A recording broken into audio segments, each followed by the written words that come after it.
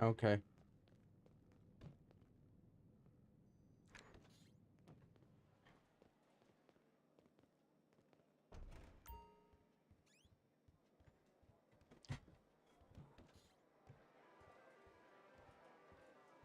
I just need to wait for that to go away. Oh, hey. Can I get you something? See ya.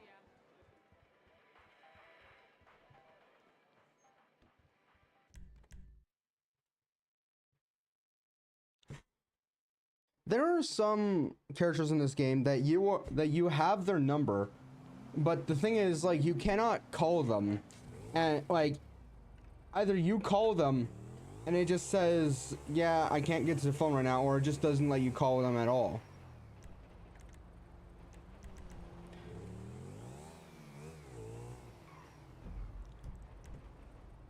I'm gonna go back to money laundering.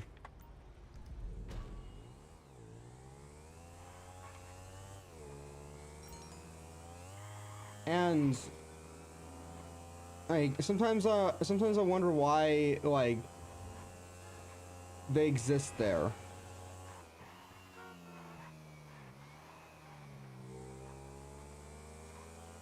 I know that you should be able to delete the contacts.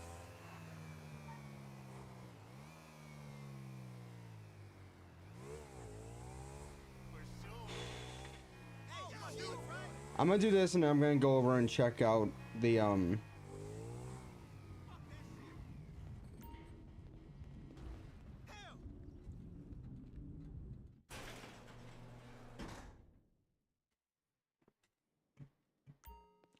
we got the heat on us? Oh yeah, that's right.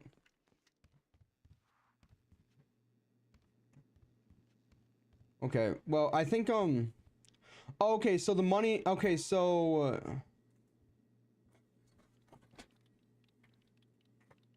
I'm gonna do car wash. I'm gonna do car wash. Okay, boss, today we're legit. We got a client needing a wash. Told them the owner would collect and drop off their car personally and in spotless condition. I just love hearing him smile, you know? Wait. Okay. You know, you can actually, you know what? I was gonna say, how can you hear someone smile? But then I remembered you can actually hear when someone smiles when they're talking. Because their demeanor, because their tone gets a bit like happier. You can tell when their tone gets a bit happier. I just tried smiling right there. I can't really force a smile. And even if I try and smile genuinely, it kind of seems forced.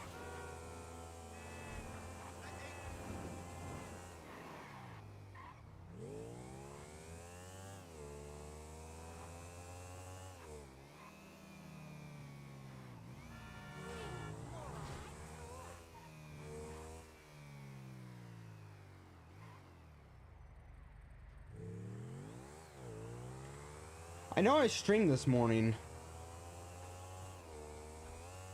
but I'm starting to like wonder if, because there was a certain point where when I was streaming this morning, I had some time, so I was like, I'll watch some videos, and for some reason I'm wondering if I was watching those videos during the stream.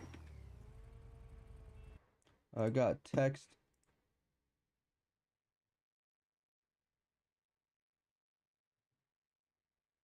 And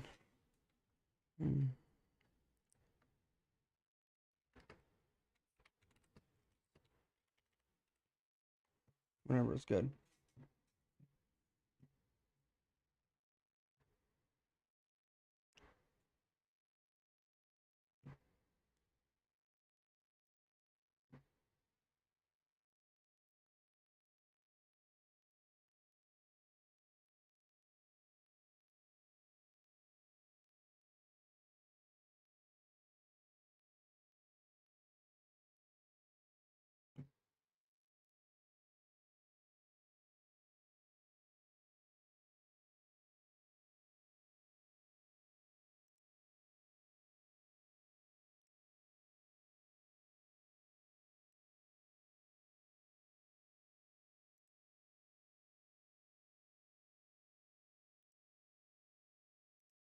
Hello. Hello.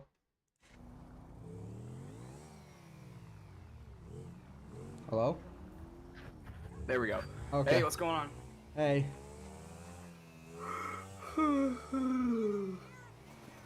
What you doing? I'm playing GTA right now. I'm just doing some money laundering stuff. I bought the money laundering place. And then you're gonna play GTA. Yes.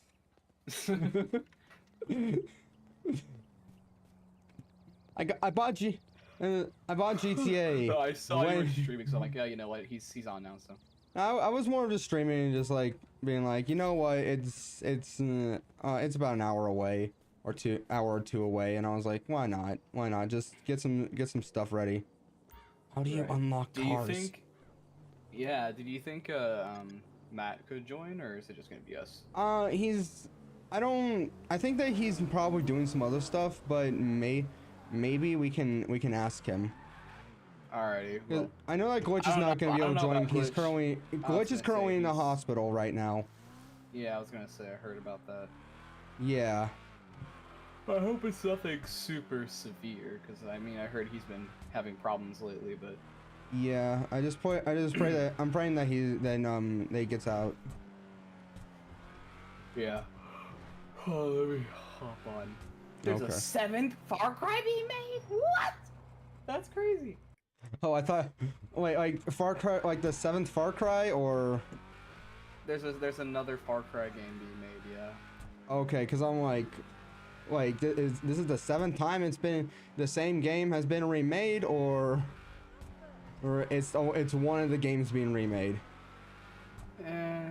They don't really do well, cause like how it works sometimes when it comes to like Far Cry games, it's like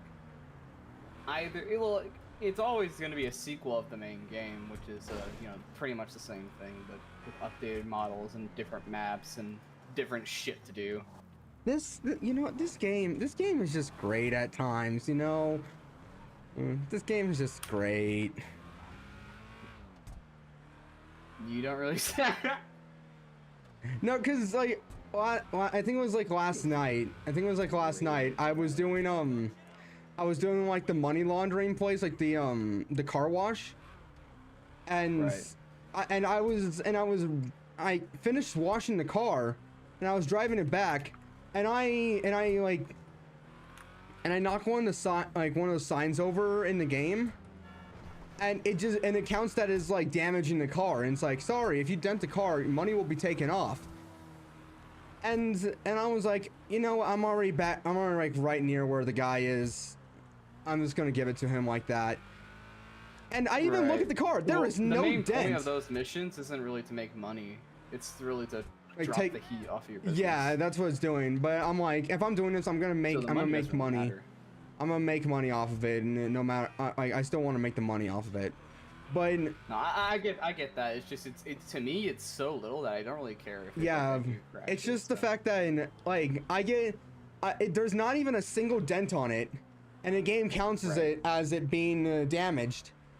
And then now I'm driving the car comes and crashes into me, and then the game's like, nah, that's fine. Right. Do you just have the car wash? Jesus, not car wash. No, I have the helicopter and weed place as well. No, I have the car blush.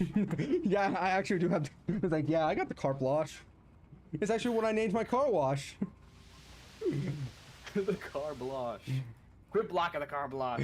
It's the war cloche. Exactly, the war cloche. I could message Matt, but I don't really want to bother him. Yeah. But I will. But I will. Oh, I had a very chaotic couple of weeks as of recently. So I don't know if you've seen, but a bunch of shit's going on with YouTube right now. Yeah, I can see that. Yeah. I'm taking a break from YouTube for a little while because I'm just so exhausted from working on shit. Like, I have so much shit I have to do, like IRL, that, you know, I don't really I don't really care about like putting time aside to work on my YouTube channel because I care more about getting shit done in real life. Yeah. You know, when there's a time and a place to come back, I will. But you know, Yeah. I'm just not. I'm tired. I want to know. I want to do other stuff. Yeah. I was trying to come up So, with like I wanted to come up with like a different response to that because I've been responding to everything you've said so far as yeah, and I was like, come on, come up with a different response so you don't sound like a broken record, and I just ended up just staying in silence. No, it's okay. I mean, there's not really much else I can do. Yeah. Per se. It's like it's whatever, you know. Yeah, I'm desperately trying not to damage this car because even though it's not that much money, I still want to get the money. Right. I'm pretty much ready for the payday whenever we want to do it. Actually, no, I'm not. Really, the only thing I need to do now is just the is just like on the island heist, just go and like scope out the area. That was really it. Yeah, I forgot whenever we did the payday, the day after we did the payday the last time, I sold my my hangar, not my hangar, the what do you call it? The bunker, that's Yeah. what it was. And I sold it so I can buy a new one that's closer to like all my other businesses, and I forgot that when you do that, you lose out on all your upgrades and the business just shut down. And I forgot. I'm like, wait a minute. Why is there nothing in my bunker? Oh, that's right. It's a completely new bunker. So Bro I had to sold restart that everything, completely. wondered where it all went. It's in the client's pockets. That's where it is. Yes, it's all in it. The old bunker is in the guy's pockets. I like Exactly, to. the entire thing. Someone here is Hey. walking around with a giant pocket. I was gonna say, like, it's like, hey, have you seen my bunker anywhere? Guy with suspicious bunker-shaped pocket. No. I don't know what you're talking about. Bunker. What is a bunker? I don't even know what a bunker is, let alone I don't even know what anything that starts with a B is. Let me ask you this. Where's my bunker? Well, let me ask you this. How's your bunker? Why Let me is your ask you bunker? this. Why is your bunker? Exactly. Who is your bunker? I gotta close my window. Fucking these dogs are barking. I came across another like short. I came across like a short from Distractable, and it was the two sentence horror story one, and it was the scary tape one, and I just love like the edit that they do on Wade. It's like whoa, and it's just his eyes and mouth. Yeah, he just goes, what the fuck are you talking about? It's like whoa, it's so scary. Good thing I used the scary tape. Not unfortunately I used the scary tape. Good thing I used the scary tape. Yeah, I just imagine that face just being like,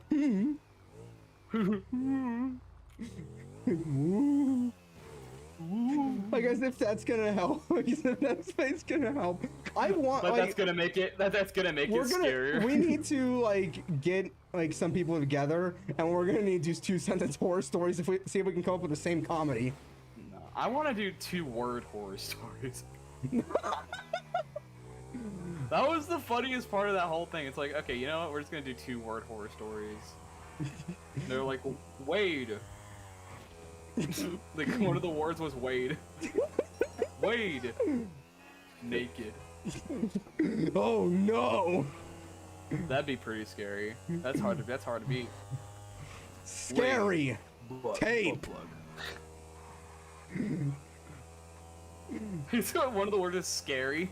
And the last one's tape. Tape. Okay. Are Can you- I by the way, recreate are the you in the magic? middle of I cannot recreate the magic. But you sound like Borat there. Okay, I'm so not great magic. okay, that was 17 minutes. We're gonna have to remember that. By the way, do you want to know a fun, like, dumb fact, like from like back when I first met Matt or Mike? What? When I first met Mike, I thought he was Eastern European. I'm not even kidding. I thought he was like some form of Russian. I don't know why. I had He no does evidence to often back it use a up. Russian accent for no reason. Right, and I don't know why, but like for real thought he was Russian. I'm like, what am I getting myself into? And then I met you. I'm like, all right, this is a good idea. we're safe here. We have a Downs version of myself. It's all right. Oh no, a Russian European and a child. What am I getting myself into? Fuck, I forgot you're streaming. I shouldn't have said that. My fault. I don't know what you mean. Like the Downs version? Yeah, Down syndrome. Oh, I was about to say, which one is it? The Down syndrome one, or the fact that you said that you thought Mike was Eastern European? Okay. I was like, that's what I was like. I was like, which one was the bad part here? Yeah, the Downs one. That was what made me mad. Or not that mad, but what made me like a little bit like, oh, that's not okay. By the way, are you in the middle of a mission right now? No, I'm just waiting for you. Oh, all right. Here, let me invite you. Okay. Oh my god, that was rude. So Do you scary. think we should just end? Do you think we should just end our fucking GTA, like, not career, but like we should just end our GTA career right when we hit 300, level 300? Just end it. I'm not thinking about like maybe not really ending it, but more of just like because the way how we play it is like we keep doing this over and over again until we like do paydays over and over again. Right.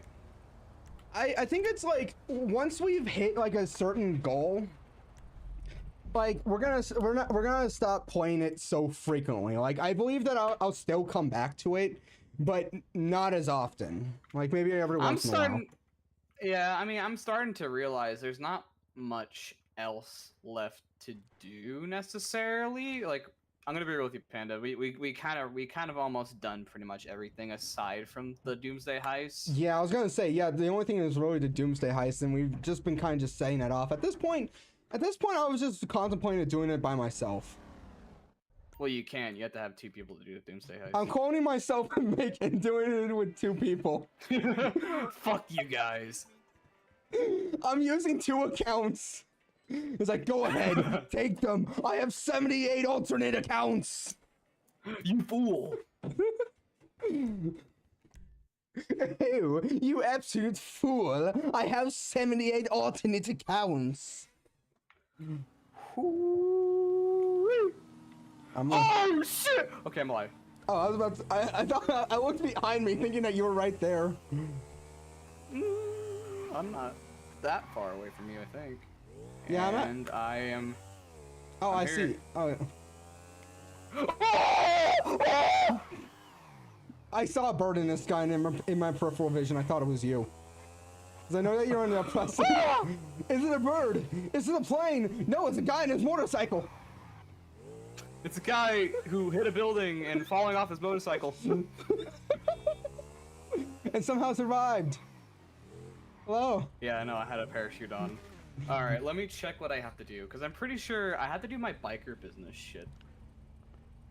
Oh yeah. Oh yeah. That's another thing I need to buy. Which, because I bought the other 2 businesses, I'm now down a few $1 million. Well, we can easily earn that back with a little bit of grinding. Yeah. Dude, I will say what I do like about this specific like online like mode is that unlike with Red Dead Online, you can actually grind for your money, like, yeah. And it won't take super long. Because in Red Dead Redemption, like online, it is so fucking long just to earn a little bit of cash. It is not pay to win, but it's definitely you have to pay money to actually do the stuff in the game. You know what I mean? Oh. Because there's different roles that you can play as, right? Yeah. So wait, what are we doing? I invited you to my biker business. Did you get the invite? Yeah, I got the invite. I thought we were like on a mission already. No. I'm gonna go and drive to. I'm gonna check my businesses, so you can just hang out for a little bit. I'm gonna go check which ones need supplies. But I'm glad we're gonna get this prep day done. Yeah, now because you want to just do my clocking bell because I can easily just get that back up. I mean, yeah, why not? I mean, oh wait, have we done your what's it called? Have we done your hangar? Or what's it called? Oscar. Have you done the Oscar? I don't yet? think I finished that. Let's do that. Because Okay. it is. I'm gonna be real with you, Panda. That one is probably like one of the hardest ones. Not because it's like newer, but because of just how fucking long it takes for like one person to do it all. Oh, okay. Like, and especially if you're trying to make extra like Is cash. this one of and those it is ones worth where it it's to- very, it's like extremely like tedious to do? It's Friend. tedious, but it's also like kind of difficult because of just how many fucking dumb ways you can die on that one. So I'll definitely help you out with that one. You start playing it immediately, just dumb ways to die starts playing. It's the same one. I don't know if you remember this one, but it's the same one where you steal like a bunch of like helicopters. You have to take the helicopters over to a boat, and you have to steal like crates on the boat. Not that one. Yeah, it's that one, and it was the one you were helping me prep earlier, and we have to do that one if we're gonna make money off of it. And the thing is that it's worth it because it's only like, or not in a way, it is worth it. It's like $800,000 if you get all the extra shit that comes along with it. So Yeah. we should do it. But first, I'm gonna go and look at all my businesses. Okay, my forge business is ready. Yeah, I made a point at one point to like do a stream where I would just like, what is it? Just go and fill up all my businesses. Right. No, wait, that's not way off. There was like, you know how like on the freeway, there's like a, there's like parts of like the wall part that is taken off so you can just drive off of it.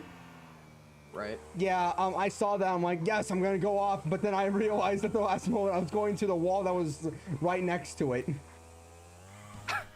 Yeah, you don't want to run into the wall. You don't want to run into the scary tape. Okay. The scary wall. That was Scary like, drywall. I was on a train and I was in the scary cart. See, it was in my car until I hit a scary speed bump. It was in my car and then I met a scary person. Oh wait, that actually would work in 2 Cents Horror Story. Never mind. I was gonna say that actually would be kind of scary. Okay, so my weed in game. My weed needs some time to prepare. I thought you said the weed's knees. Yes, the weeds needs. My weed needs help. Yeah, we can do that. Write that on a quote. I'm gonna write that on a quote book. The weed needs help. The weed fell into the Lego City, the Lego City River. Hey. Build the weed extraction device. Build the weed distraction. Will build.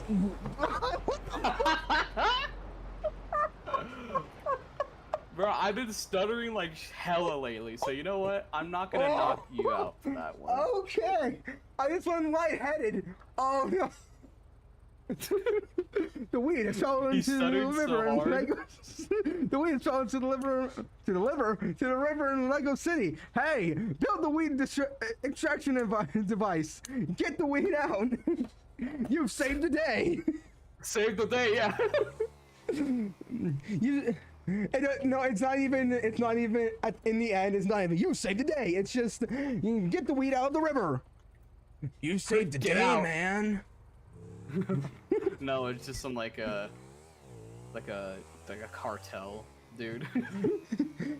There was this edit of that insert this thing here has fallen into the river in Lego City, and it just like it's really stupid. It's like a man has fallen for a man in Lego City. A man has fallen for a man in Lego City. Hey. And it just goes to like a picture of like just like the Lego heads on like on people dating in real life. And it's just a song. Hell yeah. I can't see me loving nobody but you. Awesome. That is an amazing. Wait, are you currently doing your job right now, or? No. I'm flying to my other business. Why do you have all your businesses so far apart? What do you mean?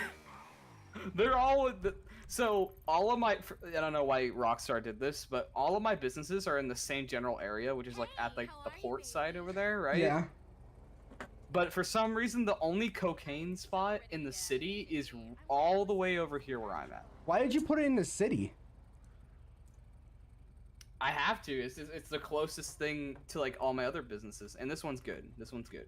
Are you So, sure? yeah, the Because only when things I need to when fill I up- did this, the cocaine for me is like right next to the weed one.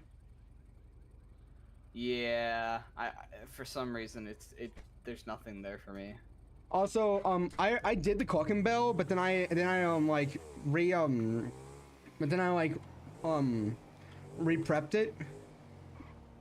But for some reason, like between when I did it and when I went and prepped for it again, it wouldn't show up again. And I know that there's like a time limit, like 45 minutes between when like you can do it again. But like an entire like 2 hours passed and I still wasn't able to do it. I had to like step away from my computer, turn everything off, go to work, come back, and then I was able to do it again. Yeah, there's a whole like when you do it like in quick succession from one another. So let's say if you do the heist, right? Yeah. And then you do it again after the cooldown happens. The cooldown becomes much longer than like 40 minutes. That because here's the thing. I did that in Clocking Bell Heist. Like that was like the first time I did it after we took the long break. Oh. Well, Also, I think it must be like a. also, I think it must be what it is. Oh, I think sorry, you should also go in. Where is it? Do like the what is it called? Well, apparently I already did it, but the stash house, so that way it can fill up one of your places. Oh yeah, I already did it. Okay. For today. Let me actually, you know what? Let's go to my my bunker instead. We can work on that one because I know that one's gonna be a much more of a bitch to handle. Yeah, because I've been filling that one up on like with just like stash houses mainly. I don't know how it fills up by itself. It doesn't fill up by itself. Never mind. I was gonna say what you have to do is just do the fill up missions as well for that one. It's the same thing as drugs. It just takes way longer. Yeah. Come to me. Come to me. I'm coming. You what? I beg your pardon. What was that? I hit a what's called a car while doing a wheelie and I ended up ramping off of it. Alright. Well, just because it's just the two of us, I can take my Deluxo because the Deluxo's a two-seater for some fucking reason. Yeah, it's supposed to be like the same thing as like the Kuruma, right? Yeah, no, the Deluxo is it's an entirely a brand new car, so. Okay. Let me get it real quick. I just had to get it repaired because somebody blew it up. Wasn't me by any chance. I will figure it out. There it is. I will figure it out by going back and watching his stream.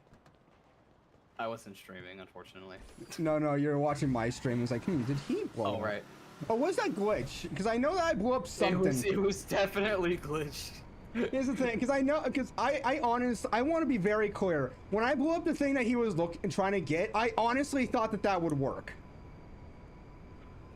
Oh, wait, we could do the fucking.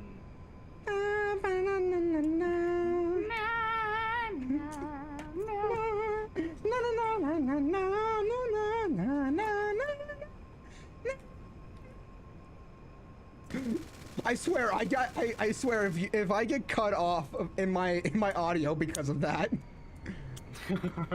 That would be funny. Na, na, na. Come on! There we go.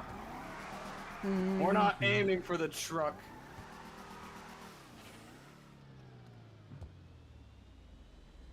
Look at this shit. Watch this mix chat. Woo. Okay, where are we heading again? Your bunker? Right, that's gonna take a little while, but we'll make it there. One step at a time. Even if it takes me all night. It's like that scene from Cars. Well, you'll stay up with me? Yeah, all night long. It just cuts to him like sleeping. Yeah, I think it would go faster if we just drive. I think the reason why like you're just able to fly in this one is just simply like one for that one mission, and two for just the simple fact of like it's just a luxury thing. Well, not just that. If you're like trying to like, because sometimes you'll get to this point where it's like there's a bunch of shit in the way of certain things. Yeah. Like it's like if you want to just get out of the if you just want to get out of the way. I was really like, hoping that was frames. Oh yeah, totally. It was frames. Don't worry about it. Now Okay. we're just flying in the air. It's like we're flying. Uh-oh. Well, no, this is way faster. No, don't get it wrong. Like, Okay. flying around like that is way faster because like you're skipping over a bunch of like roads you don't need to follow to like get to a certain point. Hold on. There it is. Okay, I know where I'm going now. You said that your character is supposed to be like resembling like another character because of the skull mask, and Oh yeah, it's Black Mask. yeah, from like the DC universe, right? Yeah, it's from like Batman Okay, primarily, because you told me about that, and I did not understand who that was until just like about a month ago. Because I don't really know much about DC. Right. Well, Black Mask is primarily a Batman villain, so. Yeah, like isn't his thing like just like he's a crime basically lord? just yeah, that's really all he is. Like he's not really all that special, but he looks cool. Yeah. And here we are. All right. My bunker. My capital B bunker. Yeet. You could call it a fucker. No, a bunker. That's what I call my bunker. The fucker. For some reason, I thought you were gonna say like you were gonna call it something that did not make any sense. The fucker. I call it the fucker. With a capital B. You can call it the bitch. Yeah. Just no. The bitch bunker. It's like I'm gonna mix the two words. I'm gonna call it the bunker. Oh wait. The fucker. Yeah, it's that Doofenshmirtz thing where it's like I will turn it into red dust, or as I like to call it, rust. Huh? Wait, red dust, rust. Well, I'm gonna look that up.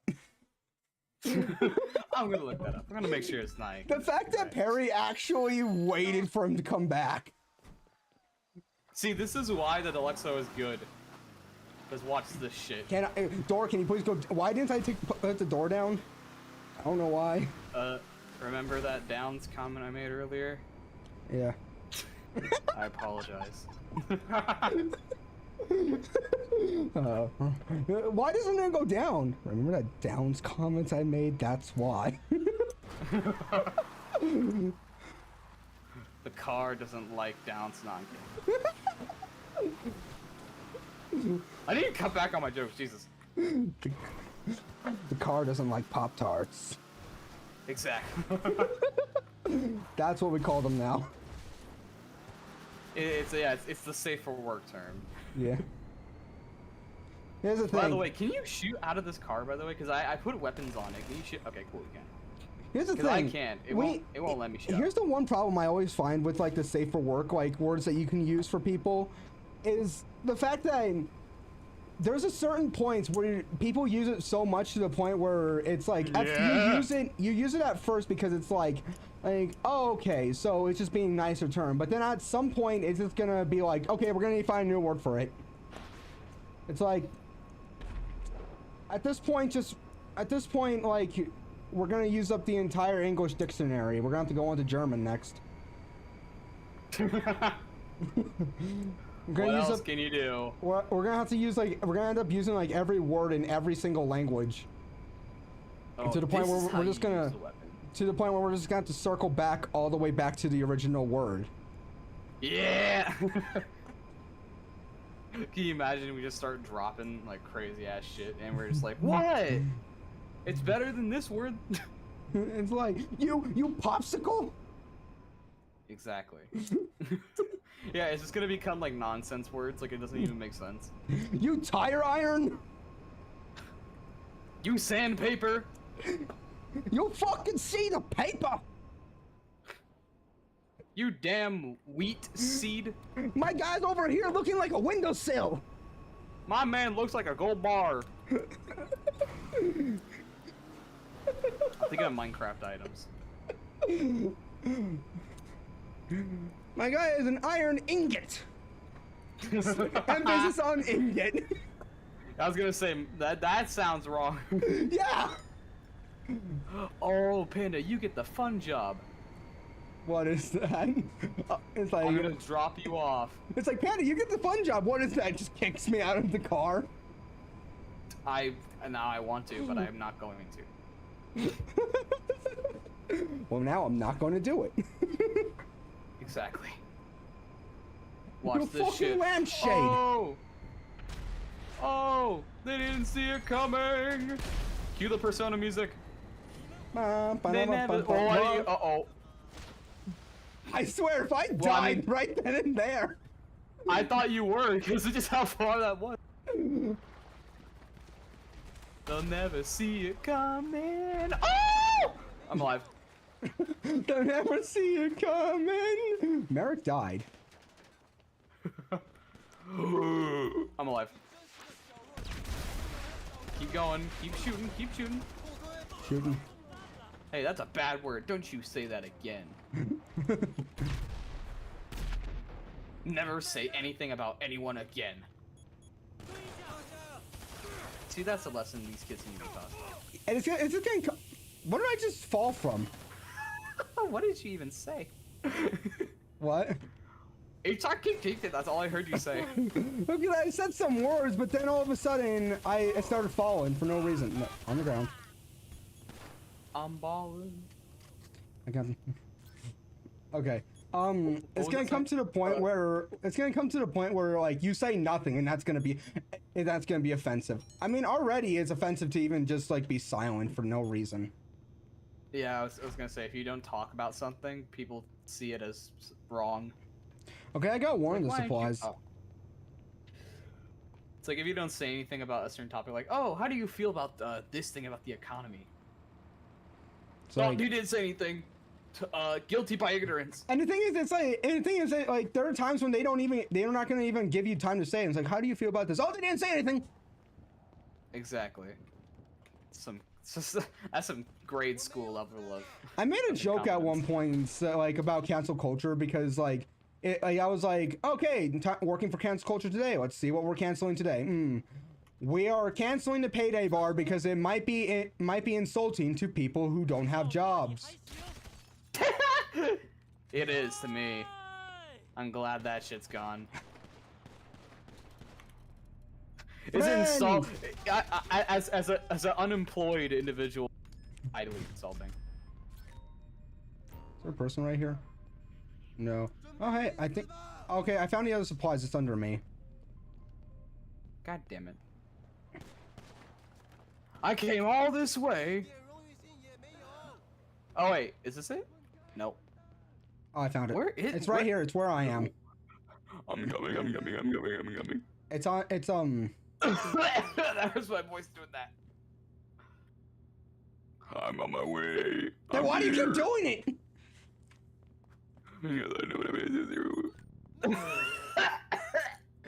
Oh, I'm gonna be with Glitch in a minute. Die, you stupid assholes! We were talking about like smiling friends the other day at like what the fuck did I just do? I don't know. You're just running through the. Quick, get in my car. Oh, you're vehicle up there. thing. What am I thinking? Why can't I get up? Don't Okay. worry. I'll come down to you.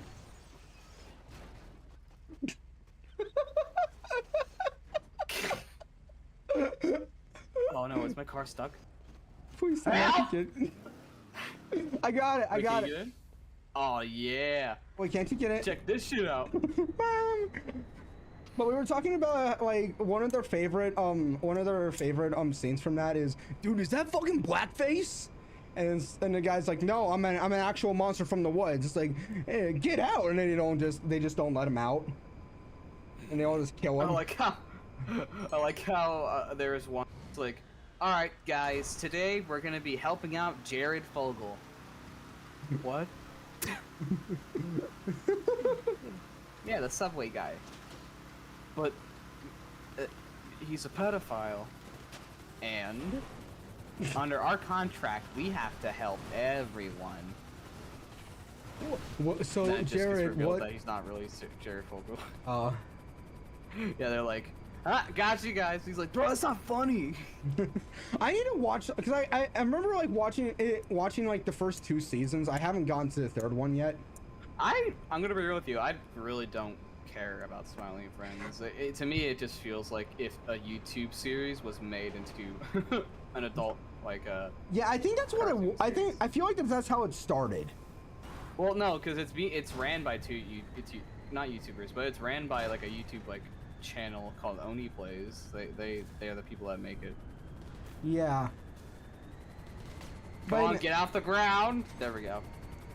Anyway, I feel like that at some point in the future, because of how like people are like taking stuff into like being like offensive, instead of like somebody being like, dude, is that blackface? If you're wearing anything that's black, it's gonna be offensive. I don't think so. That's just cartoonish, man. There you go. Well, just for cherry on top. I don't know who I hit, but okay. Wow, I hit them so many times it blew up. Yes, Panda. Yeah. Yes, Panda. That's good. Yes, He's losing it. Uh-oh. Frames? I'm kidding. I was like, he's gonna take us back. It's fine. Can you imagine I didn't? Little did I know is that you put a bomb on the bottom of your car. It was like, I did. Damn it! How do you know? I mean, what are you talking about? dude, I love coming in and out of hover mode, bro. It's so sick.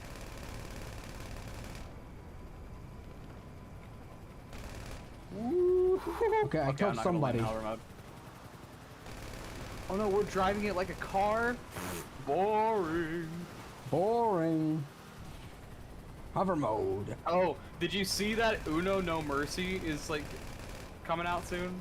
Yeah, I saw that and I was just like, bro, yeah, we have to play it. If you didn't want friends before, if regular Uno did not get rid of your friends before, they're gonna get rid of them now. We have to do it. We have to. Yeah, we have to play Uno again. Yeah, that was fun. We have to play Uno No Mercy. Yeah, we have to do that, and we also have to do Uno Flip as well. Yeah, that one shouldn't be that hard to do, or hard to play really, because I mean, I don't have a green. Here, let me message Matt. I want to see if he's down to. Excuse me. I want to see if he's down to join. Yeah, because I'm down to just like help everyone with their stuff. Hey, Matt. We doing shit. N-word. We're doing shit. You don't even write. You don't even just cut it off. It's literally just a word. NWORD.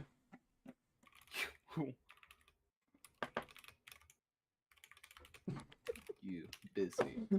Yes, exactly. Shut up, Laszlo. I got more important shit to do. Oh, you also got Laszlo's thing. Get into. Can you drive my car or? I'm still in the delivered thing. Oh. Well, I'm gonna start this mission.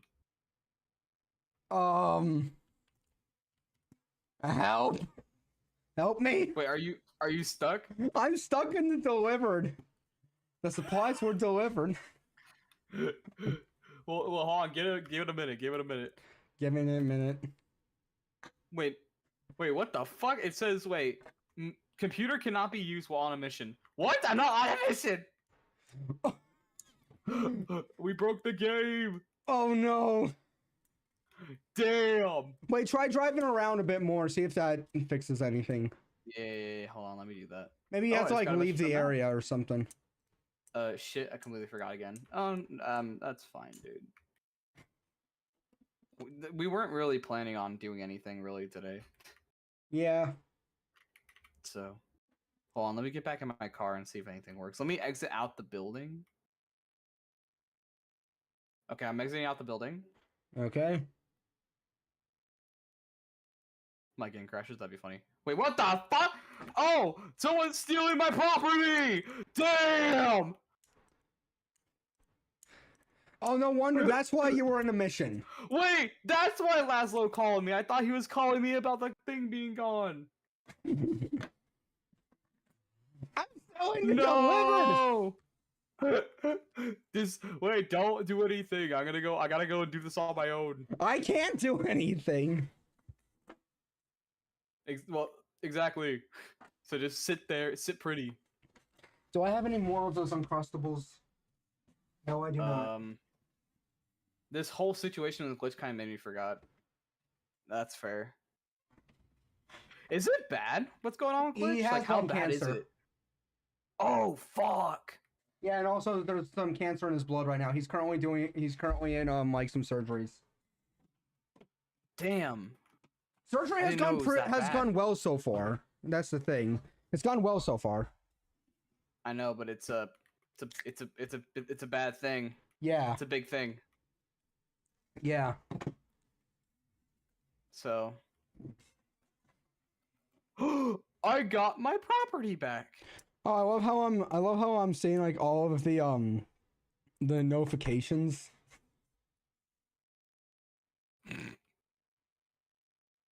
Can you like, dude? I wish there was a thing in here.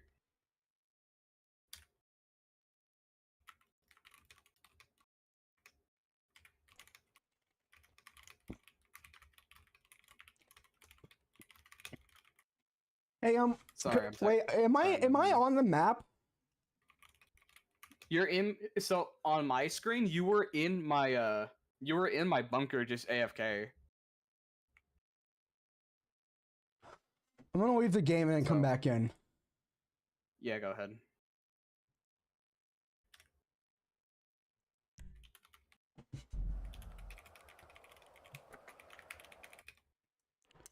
Okay, I'm gonna try and get back in now.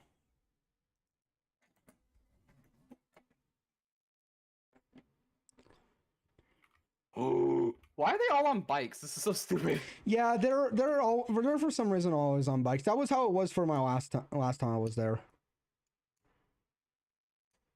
I don't really do much for my my nightclub. I just get like popular enough to just I fill it up. I fill up the popularity enough just so it can like fill up my my safe all the way to the top, and then I just like stop for a while, and I go and focus like on other stuff.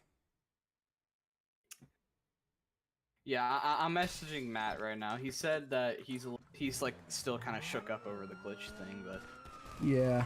So I yeah, he has another plan with somebody else. So yeah, he's playing a game called Keep Digging, which originally I did want to play, and I do, but he was like yeah, we can do this on Wednesday, but my church is having a fiesta on Wednesday. And I kind of really want to go. Yeah, I've been hella busy because of college, dude. Dude, whatever you do, if you're gonna go back to college, never fucking take a Spanish class or a foreign language class, like when you're trying to do other like really important classes, because first of all, it made me fail this recent course or class. Yeah. That was last semester, but I'm currently in college right now. The thing is, I only go like Mondays and Wednesdays, but the thing is, I've missed like the past few days of it, because first time it was like, oh yeah, class is canceled, and then the second time was because I was like I had to go to like a doctor's appointment, and I'm over here like I just really want to go, like I really want to go. Like you think that having it like only 2 days a week is good? Yet for some reason, like when that happens, for some odd reason, every single important thing you have to do happens to be like every single important thing I have to do is only on the days that I have school. Right, which is why I planned out my college schedule so where I only have a few classes, you know what I mean? Yeah, that's the thing, because I was like, okay, only 2 days a week, and I thought about it, and I was like, you know what? Yeah, yeah, Because that sounds like a good idea. Because I had the same exact schedule. Because with that schedule, I can actually get to work. Because I really want to get a job this coming few months. Yeah. Because I want to be able to earn some money and buy some stuff I need so I can continue posting content again. Yeah. Because I'm right now I'm taking a huge break from YouTube because of just like how stressful like college has been recently. Yeah. And it's just so hard. It's so hard for me to just sit down and be like, okay, I'm gonna go and work on a YouTube video, or oh, I'm just gonna go and stream for a little while.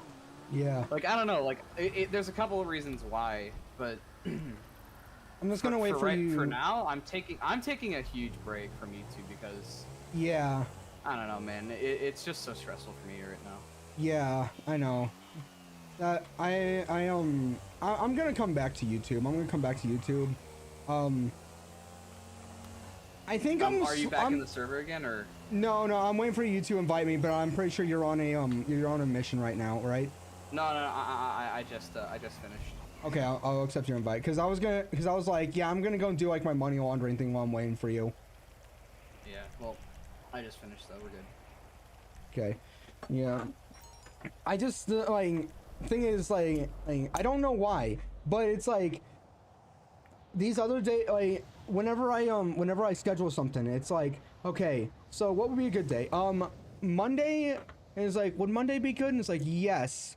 Okay, what time? Do you have it, like, how early in the morning can you make it? Oh, like 9 o'clock in the morning. Okay, great. I don't have to be in school until like 1.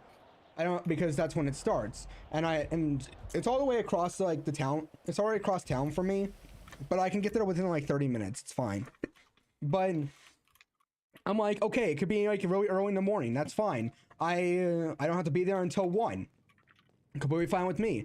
Yeah. When Mondays usually I have like Bible study like at night, so I'm over here trying to actually plan it. But then all of a sudden the gastro doctor is like, hey, you know how we had your appointment scheduled at 3:30? Yes. Yeah, we're gonna make it at 1 now. I have school at 1. Yeah, it's gonna be at 1 now.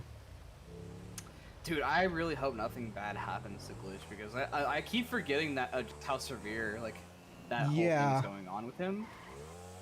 And I don't know if this is something that just like came up or like it's been a thing for a little while. He just never told us about it. I've always known that he had asthma. That's the thing. I've known about that part, but I didn't know about that until just about like, I believe it was Saturday.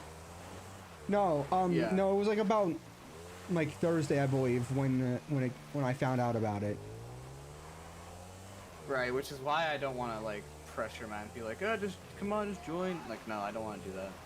Yeah, I've just been like over here, like, yes, I'm sad about it happening, but I'm trying to keep like just keep like a positive attitude. Yeah, no, I 100% get why he would want to like play because it's just how fucking bad things have been recently for Glitch. And I know that Matt and Glitch, even though like they fight a lot, they're definitely friends still, you know what I mean? Like they're probably best friends or whatnot. Yeah. So I'm not gonna hold that against him because that's not his fault. It's not Glitch's fault that we can't play as much as we have before. Yeah. I just hope that Glitch is able to, what's the word when it comes to cancer and like it recesses or something like that, relapses, like it just disappears, like it just stops growing. Yeah, like it's going, like it's dying out, it's going away. Yeah, right, I hope that happens. I don't remember what it's called. All I know is like he's fighting and he's winning. Right. Because I know that the surgery so far has gone good. Right. So I just hope that he's doing all right because again, it's a huge deal. Yeah. And I hope that he's able to provide for himself and that he doesn't, you know, he doesn't use up his money just to keep himself alive. You know what I mean? Yeah. He uses all of his money to keep himself alive. I mean, I don't want to be like he's using all his money to keep his life in check. Ah, pathetic. No, I mean no, like you want him to like I don't just, want him like, to end recover. up. Yeah, I want him to recover while also I think being able that to, was that the word, recover? have a life afterward. No, because there's a specific word for it, like when cancer, it like Hold on. Not retreats, but Yes! it's something like that. What is it called? Oh. Yes. You have one. No. Hold on. Wait, let me check. Not that I know of.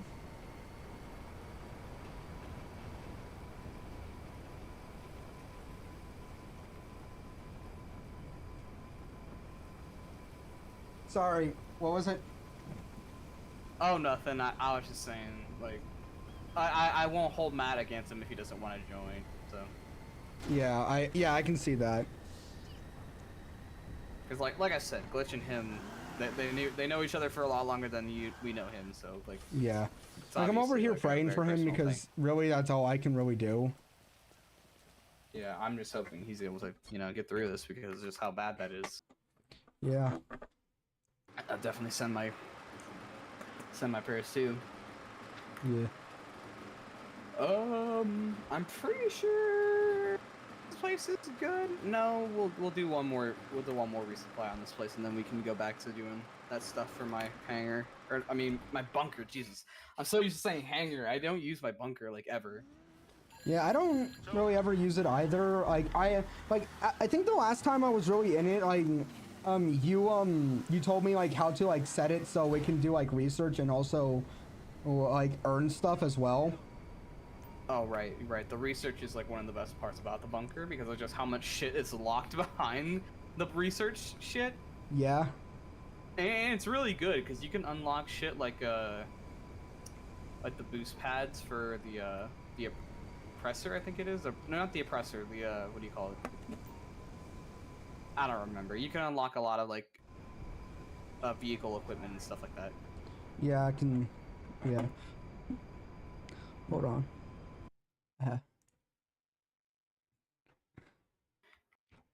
I'll be slowly getting back to it. I might see about Wednesday, so he might want to play on Wednesday. Okay. That's a shame because I think I have Jace, or I'm sorry, I think I might have Neon over. I said his real name. Yeah, you say his name a lot, and real name a lot, so. Well, only because of I mean, I don't know. I don't really call him Neon. I've known him in real life for a very long time. I got a message sent on Discord. I wonder what it is. Exactly. Yeah, that's the face I was talking about. The scary tape. Talking about.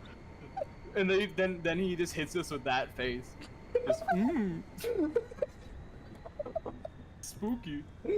Now, Panda, do me a favor and throw a sticky bomb at this car. Okay, this is why I thought that it would work. That's it, I think. Just one more batch to find. Shoot the guy.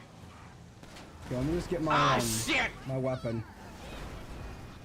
Like, I need to get my weapon. I'm over here just like crashing the cars. Like I need okay, it's fine. Everything is fine. Okay. It's fine. It's fine. Oh no, wait, I have it on Bang pistol. him.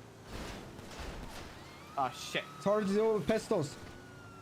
I'm banging him. I'm banging him in the ass. I'm banging him in the ass. Oh my god! What is it with these cars? Get out of the way, you pathetic They're cop! so determined to go one direction. Okay, I get it. I badly wanted to start singing a One Direction song right after I said that.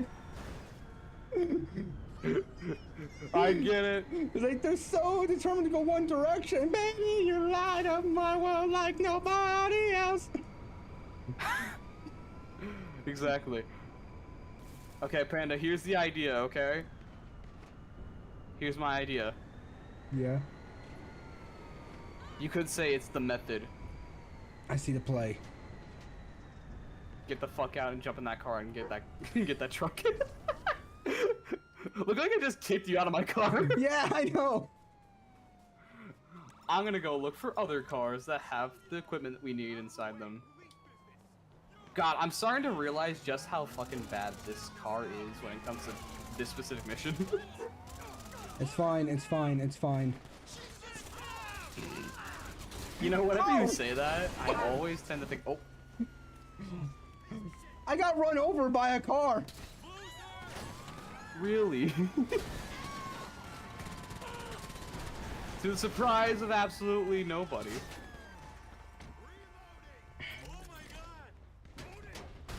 I'm dead. Oh. I wasn't even in the driver's seat. I was in the passenger seat. No! They're getting away with my vehicle! Damn! He said eat my shit. Anytime I hear the word damn, I am just reminded of that one video. It's like, for $2 million, would you? I'm sucking it. Damn, let me finish. Damn! Nah, when I say damn like that, I always think of, what's his name? Dado. You don't know who that is, though, so. No. Nada. Keep looking. Okay, I've lost the truck, by the way. I spent so long trying to get the other. I spent so long trying to get the truck. I lost the truck. Papyrus, I burnt the water. Sans. I can't do his voice. Sans, how the fuck do you burn the water? Hey, Papyrus. I don't know, bro. I don't know, bro. It just sort of went on fire. Oh my god, the house is on fire. I'm sorry, I can't cook. Fuck. That's exactly where his lines at, and it just cuts out. Fuck. Yeah, exactly. I did that on purpose. No, imagine Now I'm that riding around. Now I'm riding around as Indiana Jones on my fucking puny little motorcycle. Quick, cue the Indiana Jones music, but the bootleg Bosun. Exactly. No, it's just the regular it's the regular Indiana Jones music, but it's just a guy who's just singing it off key, and it's just monotone. I was gonna say it's just, yeah, it's super out of key, like monotone acapella, just really bad. Yes. It is what it is. It is. Hey, guess what? I found it. Good on you, man. I'm. Now kill. Oh, don't tell me. No, I'm not dead. It's just these guys just. Nada. Keep looking. Dude, anytime I see LGT talk, I just think of, well, Luster. Oh, it looks like he collected. Wait, no, this was the one where they I swear if this is. All right. Take it to the business in one piece, preferably. Oh wait, can we actually destroy it? I don't think we can. These cars, I think, are indestructible, or at least. Well, no, I mean like, can we destroy it so we can pick up the equipment and drive it like in our normal cars? I don't think we can though, because it's a biker business. Yeah, I have to figure out how to get onto like regular like ground in this thing. What? Wait, wait, what? I'm trying to get like onto the freeway because I'm in like a ditch. Oh, you have? Is it stuck? Now it is. Oh wait, hold on. I got the up and atomizer. It's fine. I got the up and atomizer. I like to. Where's the up and atomizer? I like to think it was stuck. It wasn't stuck until I asked that. It's like, well, now actually, that's how it went. Oh, did it teleport? No. I used the up and atomizer. Oh, okay. Oh, dude, I forgot what we were even prepping for. We're just doing like we're just doing some stuff. That's really it. We're just doing a little wacky stuff, you know. We be a little silly. We're doing just a little quirky business. You know, the animatronic characters here do get quite quirky at night. But It's do I just blame Freddy them? just twerking in the background. If I were forced to sing those same stupid songs for 20 years and I never got a bath, I'd be quirky at night too. So just remember, these characters rest in the hearts of children, and you gotta show them a little respect, okay? Okay. Yes. Okay. Go ahead. Bro, I swear, one of these days, I'm like unironically gonna I'm gonna be hella old. It's just like in the corner of my what do you call it? The home. Senior citizen home. Yeah, they're like Shady Oaks and some shit. I'm like sitting in the corner, like I'm just like thinking to myself, and then I just start doing the fucking FNAF phone call, like So verbatim. like your grandkids come to you and they're like, hello, Hey, hello, Dad, hello. or hey, Grandpa. Yeah. Hey, Grandpa. Do you know what Five Nights at Freddy's is? Sit down, my child. I must tell you a story of greatness. Why'd you turn into Kami from Dragon? I don't know. Sit down, my child. I'll tell you the great story of greatness.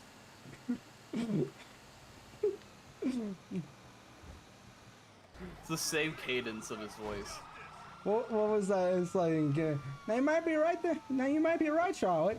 But I'm old, so I'm gonna need you to say it again. But this time, say it with your chest. That term, I'm old, has permanently been ruined ever since Deltarune Chapter 4 came out. But I'm old, so I'm gonna need you to say it again. Old. But this time, say it with your chest. I'm old. I'm old. I'm old. I don't think I'm of gold. I don't think of like I don't think of like Deltarune when I hear that. I just think of like I don't know what character. I just think of like that voice is just associated with Ice King to me for some reason from Adventure Time. I'm old. Well, I'm not thinking of the same voice, but the way you said it made me. Damn, how far are you? The question is, Ice King like actually made of ice, or was he just like a regular guy that put that crown on and went insane? I thought that was what it was. His name was Ivan, right? Yeah, because once again, I wasn't allowed to watch like Adventure Time, so I didn't really know that much about him, because I know that the crown makes like people like crazy, but right, that's the whole lore behind it. Is that the like. I'm gonna be real with you. I never really like got interested in the Adventure Time lore because of just I don't know. I always found the show to be kind of dumb, but Yeah. I did like. I liked the show not because it was like witty or like it had a great story, even though it did. I Yeah. just didn't really care for it. I feel just like- cared about the witty stuff. I feel like one of the reasons why like those shows like were so good was because like they first started off as just like, oh yeah, we're just gonna make something just for kids. That's it. But then over time, we're just like, let's actually just make a story for it. Well, not to mention that's what happens with most things. Like most. Is that a cop? Yes. I feel like Don't that was worry, I how like the killed first FNAF's game was. It was like it was just supposed to be just that, just that just no, I'd say. What the fuck? what? What happened? I went flying. Oh no. Wait, what were you saying? I'm back. I'm okay. Yeah. So I think FNAF did the opposite. Instead of actually like being tailored towards kids and becoming something better. Yeah. It used to be great, and it wasn't just tailored towards kids. But when the newer shit started being released, it was dailored towards Yeah, kids. wasn't It stopped, being- didn't it stop being like good like when they what was that one medal that like carried like the souls of kids or people in it? What was It's that one? called. It's not a metal. It's a material called remnant. Yeah. And now that I think about it, that's kind of like a very key like factor to one of my stories. But at the very least, it starts off with that idea introduced in the story. Yeah. There's no like other shit to it, and not to mention my story is like after like writing it. It's been like a little while since I first started writing it, and it was Yeah, it's a really looking interesting back at it, story. well, not to mention it's a lot darker than I intended it to be, and I'm not just talking about the stuff I told you. There's a bunch of stuff I'm still working on that I'm like, damn, do I really want to do that? That's kind of dark. Yeah, the thing is like you mentioned like about like there was a machine in there that could like put like a ghost into a certain person's body. Right. Or in a sense bring the ghost back to life. And I was like, why does that sound familiar? And then I watched the Casper movie. LJT over. There's an actual What point happened in the Casper movie? in the like the live action Casper movie. There is a machine that Casper's dad built to bring Casper back to life. Like to make him like act human again. And I was like, why does this sound familiar? Because like yours is like put it in an already existing body, right? Well, the idea behind that specific machine was I wanted it to be a dual kind of system. So it not only did it function as, oh, we're gonna create the soul, like and make it physical, it's like sort of metaphysical. But the idea was it took the original body that was either mangled or whatever happened to the original body, right? Yeah. And it sort of healed it. It used a certain substance that can basically replenish lost tissue. Yeah. And it's kind of like I don't know how to describe it, but it's kind of like Bacta from Star Wars. I don't know if you watch Star Wars, but Bacta is like a sort of medicinal like liquid that can kind of heal your wounds, but it's like that but cranked up to like 11. Like exposure to the liquid can literally like rebuild your limb in like a few minutes. Oh yeah, you mentioned something like that, but it just made them look like but it brought like the body part back, and it was like those monsters from Benny and the Ink Machine. It was like that. Right. And something I want to add on to that I never talked about because I never really talked about that part of the machine that I told you about. That specific material, it's actually based off of that original substance that's in the book I was talking to you about. It's like it took that liquid as a base and it kind of improved it. So it wasn't just like replacing the limb. It was growing the limb back, literally. Like it was getting the limb back. It wasn't replacing it with something that wasn't the limb, which was the idea of that liquid. Yeah, but did you say that there was like a side effect to it where if it happens so many times to the point where the person will lose like who they are? Because wasn't there a character that did that? Right, that was the whole point of that story that I was talking to you about. It was Nolan. Yeah. And here, let me get my map up. We can drive to the bunker. Cause yeah, that is like in the story. I mean, like in the world, right? That liquid was created, right? Yeah. It was created by this specific group of people. It was an independent company entirely that created that. And spoiler alert: later in the story, like during the epilogue, I think. Yeah. That company gets shut down and it gets bought out by a larger company, which will be very important. That company that got bought that buys out that other one, it's incredibly important within the later like aspects of the story. But I don't want to talk about it anymore because of just how like rough the idea is. Like I want to talk about it like more in depth when we're not streaming. Yeah. You know what I mean? So that way no one steals your idea, because it's a really good idea. It's a really good idea. Don't get me wrong. It's really good. Like last time when you went into like very long depth about it, I was hanging on to every word. Right. The only reason why I don't like talking about it on stream is because I don't like my ideas, like the imperfect versions of them being like seen.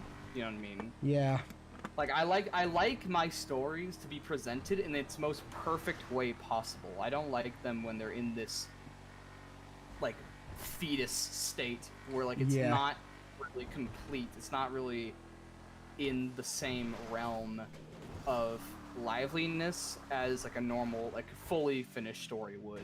So, I like to keep things under wrap and only share things when I know that people are going to be interested by it but won't get lost in the sauce of it, right? Yeah.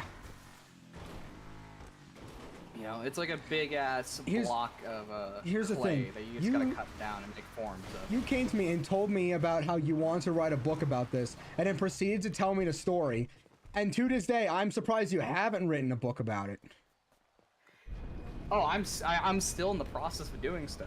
Yeah, because I was like, you're describing it like as if it was already finished, and I was like, what the? Where can I buy this book? No, it's just that big.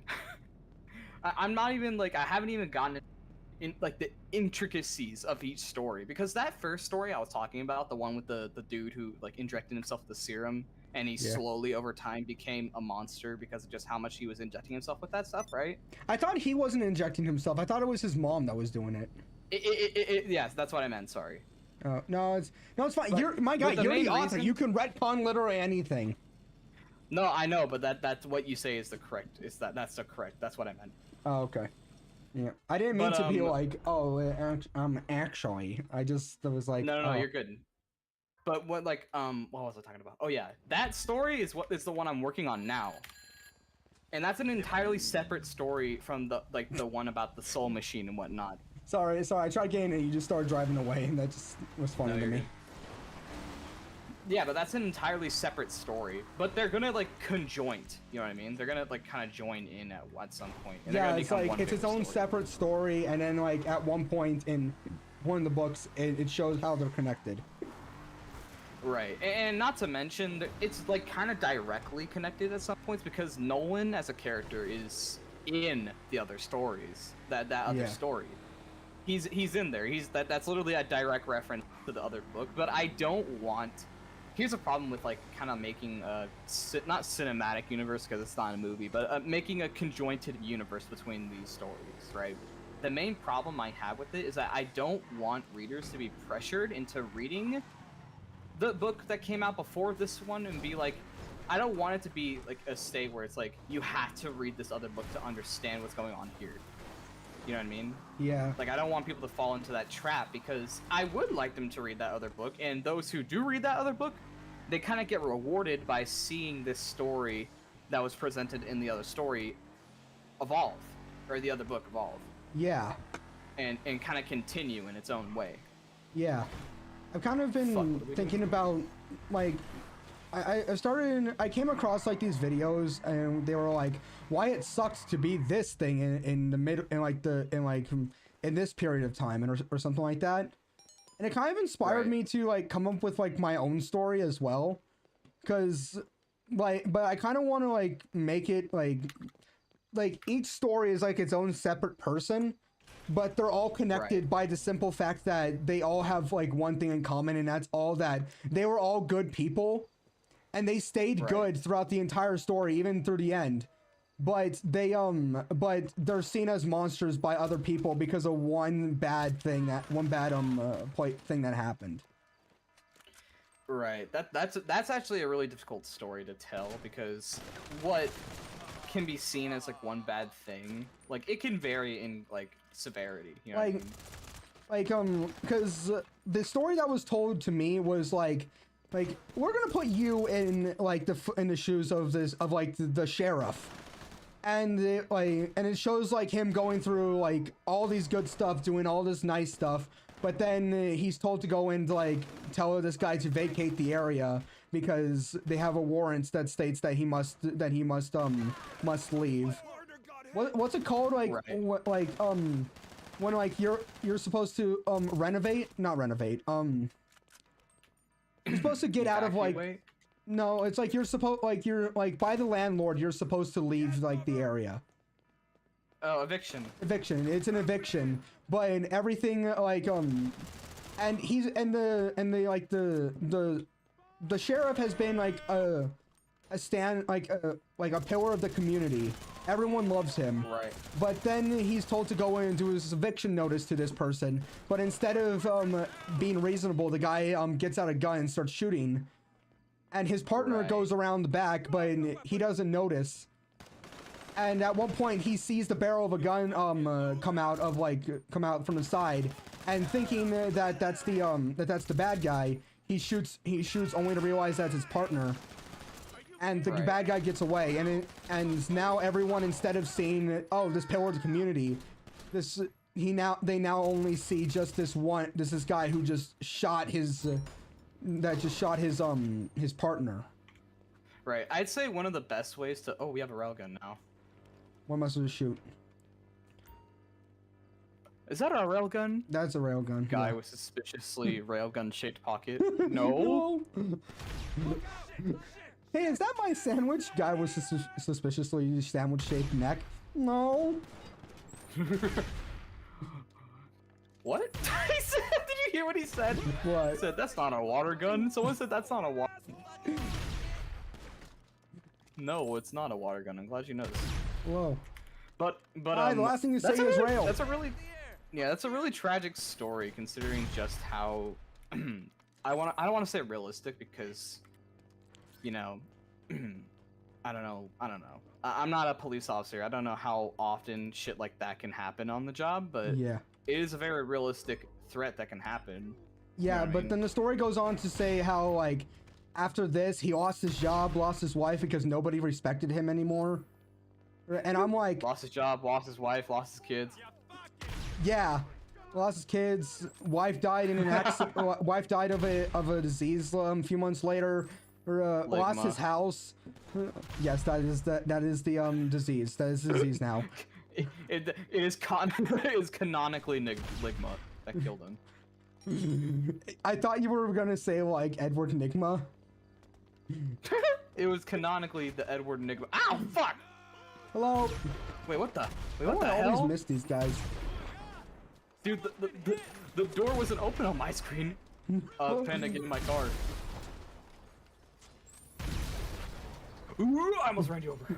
Yeah, but like it states how like everyone just completely turned their backs on him, and he ended up like getting depressed, using the rest of his money on to get himself drunk, and then but then he's in a saloon one day, and he's playing poker, and he loses, and instead of paying up, he's just just staring at his cards in disbelief, and in completely ignoring the guy that's telling him to pay up, and the guy just gets annoyed Right. and just shoots him. Damn. And that's the end of his life? That's the end of his life. Damn, that is just sad. Yeah, and I kind of was like it's not really like a story to be like, oh, this is entertaining. It's more of just to be like, don't because this guy was like a good Samaritan. He was a pillar of the community. But then in a panic and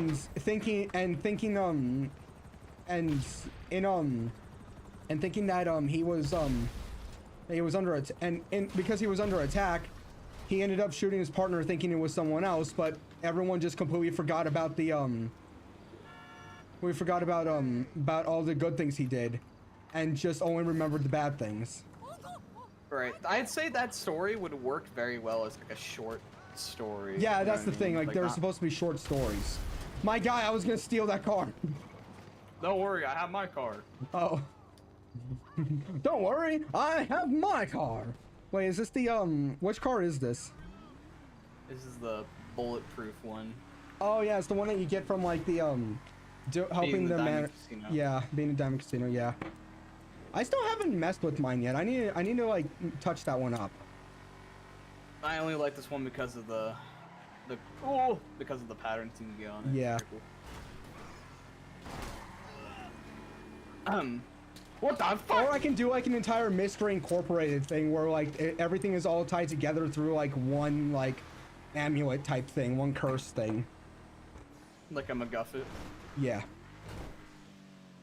Oh, well, I mean, if you mean like a curse, it's not really a MacGuffin, because a MacGuffin is a specific item in the story that carries, like, very huge, significant narrative importance. So, like, Yeah. think of that Indiana Jones movie with, The Last Crusade, that one. Yeah. With what's it called? The Holy Grail? Yeah, the Holy Grail. Yeah. No, that, the last. Oh yeah, the Last Jesus Crusade made was the that Holy one Grail. time. Okay, I don't know. I thought of Ark of the Covenant, and I was like, oh, Well, that's also technically a MacGuffin, the Ark. yeah. The Nazis that took it clearly did not read the Bible, because if they did, they would have known that he would die if they looked in it.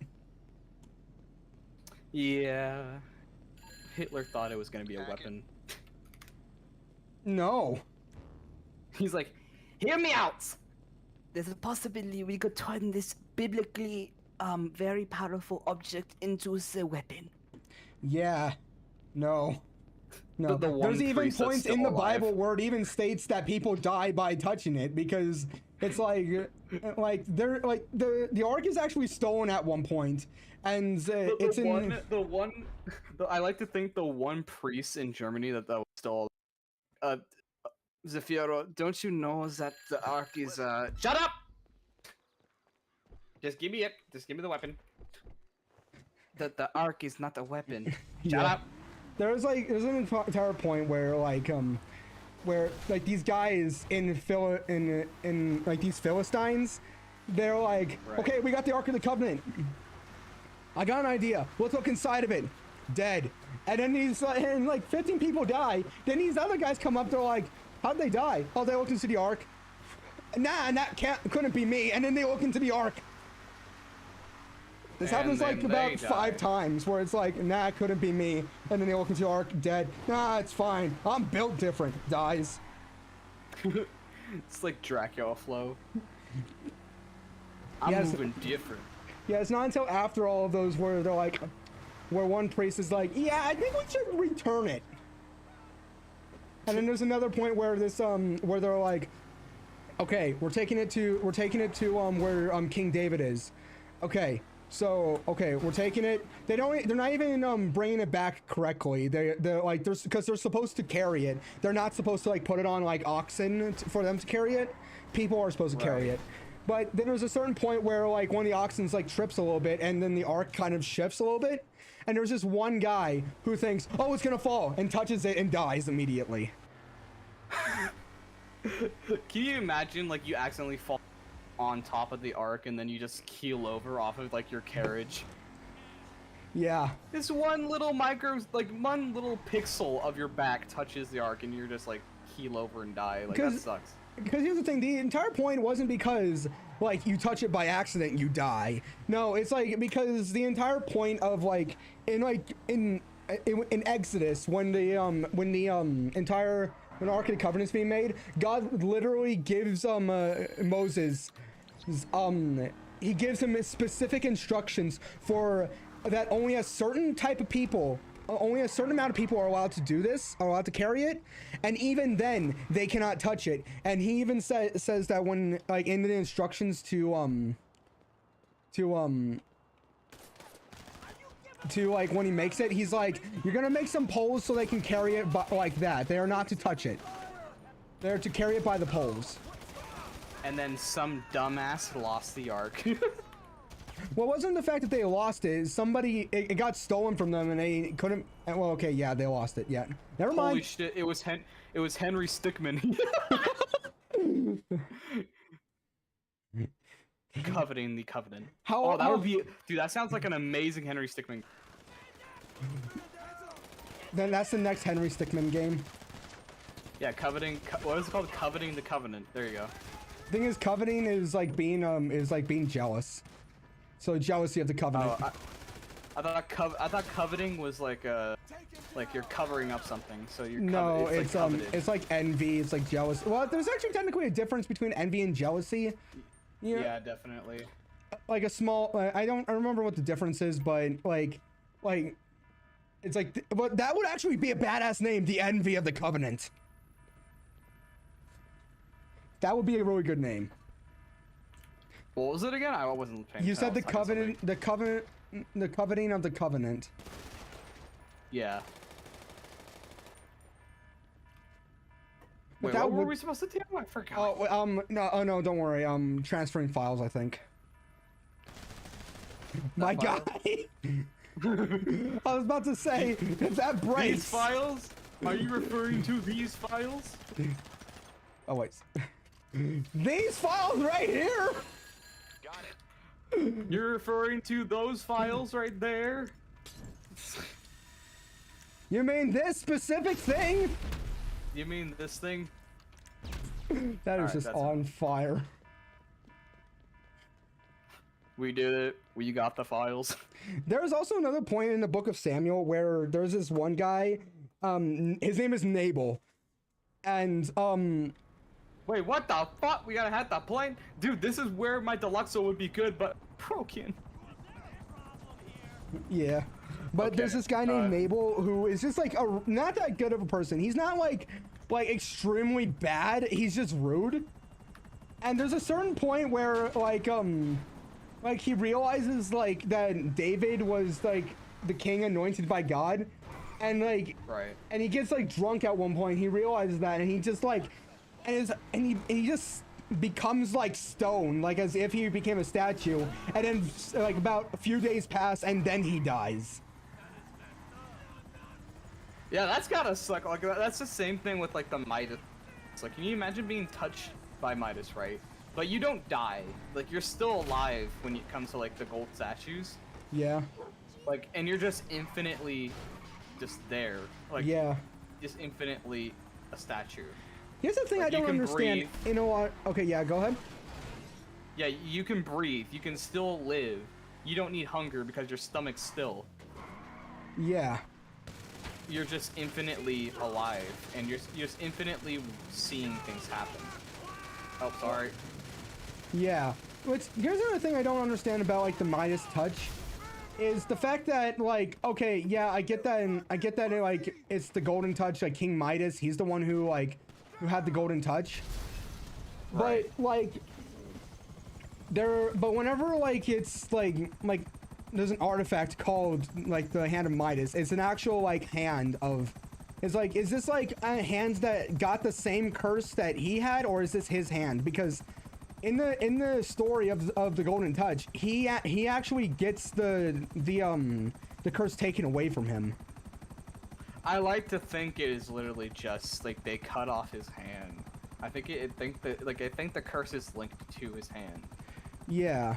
That's what I think, because 'Cause otherwise the way how he got his, why is there a whole other because the thing is because the way how he got his curse lifted from him is he went up to the god Dionysus and he's like, please take this curse away from me, and Dionysus is like, okay, just go and wash your hands in the river over there, and like all the gold came out of his hands. That was the thing. Yeah, that faucet over there. Yeah, you could just wash your hands out there. Yeah. Yeah, that was basically it. Okay, R to focus point. Are you the one? Wait, is it me? Okay, yeah, it's me. Oh no. Oh no. Oh no. Why? Why is it me? Why? Why? Yeah, just get close to it. Oh, we're gonna fucking die. Oh, no, we need to hack the plane. Never mind. What am I thinking? No, we're just gonna, okay, yeah, just get close to it, right? Yep.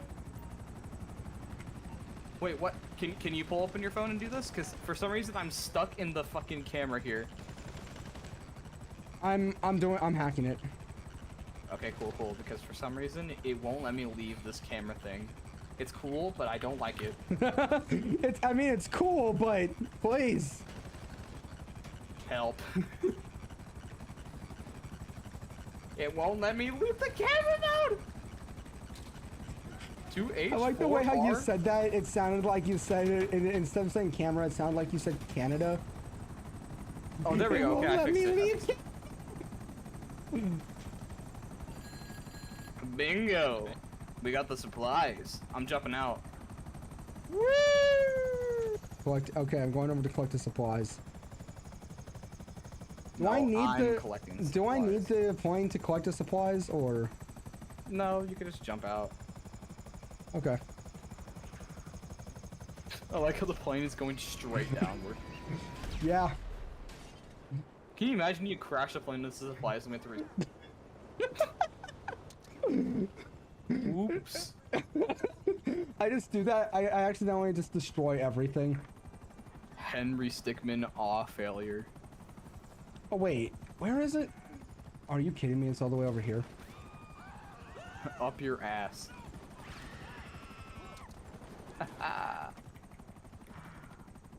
Drive, Panda, drive. Driving. Currently driving. Driving. Crashes. Driving. Currently driving. Crashes. Driving. Frames. I will say, a bad side effect of not being able to like recycle your heist when it comes to the Diamond Casino is that I don't get to play the heist. Yeah. Like I really want to just play it, but I can't. 'Cause I understand like the Diamond Casino heist, why you need like at least 2 people for that. Right. But like there are like, but there are. But Yes. but then we have like the what's called the Lester The heist, coyote. where it's Oh, like, yeah. okay, yeah, yes, you do need 2 people for the heist itself, but the setup should only need 1 person. Well, to be fair, that heist was made at a time GTA was a lot more polished, and I mean, not polished, but I mean like GTA, like the online mode was a lot more monetized, or not monetized. It was moderated. There wasn't a lot of hackers and shit like that. There wasn't a lot of people that would just ruin the heist, and you got to meet people by doing those heists, like I did with Mike and you. Yeah. That isn't the case anymore, unfortunately. You know, you don't really meet people because this game has seen its better days. You know what I mean? Yeah. It's definitely not as popular as it once was. So Yeah. I'm not gonna hold it against it. I don't know if you saw yeah. that, but there were just a bunch of cars in front of us that just disappeared. Yeah, I saw that. Okay. I think I'm gonna leave it here after we drop off this thing. Yeah. I'm gonna get off And too. I think I'm gonna be sure to message Mike that I don't think I'll be able to. I have I think anyways I think I have Neon coming over to my house and hanging out. So Yeah. I may or may not skip out on that. But if I don't have him coming over, then I will be down for Wednesday. Yeah, and I know that we're all gonna be busy because like the holidays are coming up. Oh yeah, we have Thanksgiving and Yeah, and Christmas. on the way. And then we have and then we have New I'm gonna be Year's. putting like Christmas lights. Okay. So, thanks for helping me out with this shit because it's really tedious. You're welcome. I think I'm just gonna. You're I think I'm welcome. gonna stay on a little bit longer. Just do my do like some, maybe like 2-3 more money laundering things, and then I'll be done. Alrighty, well, I'll see you later, Panda. All right. Here's hoping I'll be able to play on Wednesday. I'm not gonna be here on Wednesday. I got my church has a fiesta on Wednesday. Oh, right, that's right. Alright, well, then I'll see you later, man. Okay, I'll see you. Maybe I'll see if I can be on here on Saturday, because I know like last Saturday I thought I was gonna be free, but then it turns out I was working in the afternoon, and I wasn't able to come in and stream. So I'm gonna look to. I'll tell you guys if I'm open on Saturday. Gotcha. Okay, I'll see you. Alright, I'll see you later. Bye. Okay. Okay, I'm not getting off just yet. I'm still gonna be streaming. I'm still gonna be streaming a little bit. I'm just gonna go and do like, just gonna go use the restroom, and then I'll be back.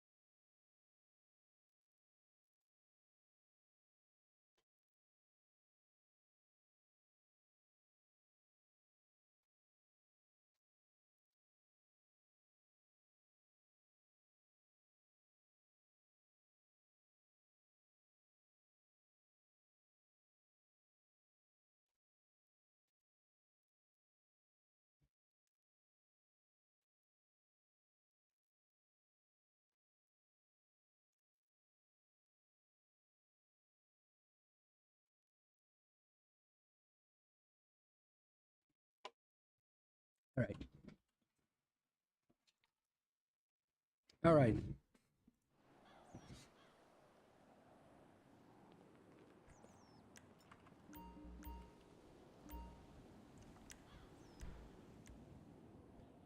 Oh, how goes the stream? It's going pretty good.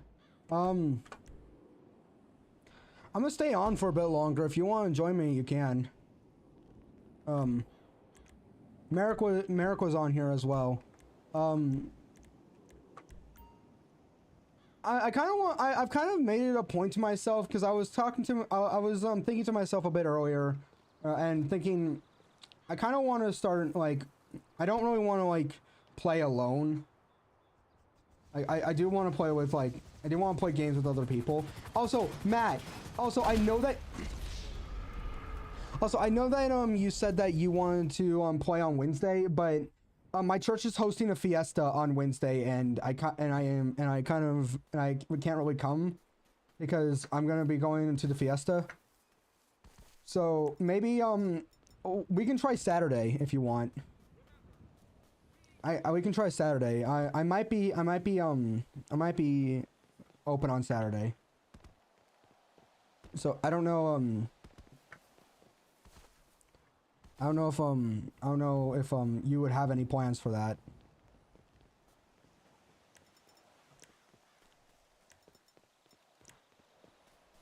So yeah. Okay, well, I now don't have I don't have a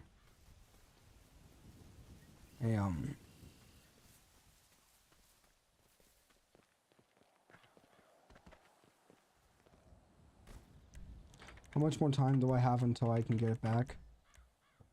Okay. Yeah. Alright, I'll just have to let the other group of friends know I'll have something planned for later then. Okay. Yeah, because I really like going to the fiestas. That's the thing. I just really like going to that. So yeah, I might be open on Saturday if you're open then, if you have like any plans for Saturday. Yeah. I don't know what you have planned. So, I'm just gonna yeah, otherwise wanted to drop in and say a quick hello and wish you a good stream. Alright, I wish you the best of luck too. I know that you're still shaken up about all this that's going on right now. But just know that we're in this together. You don't have to go through this alone. You don't have to go through this alone. You can talk to people.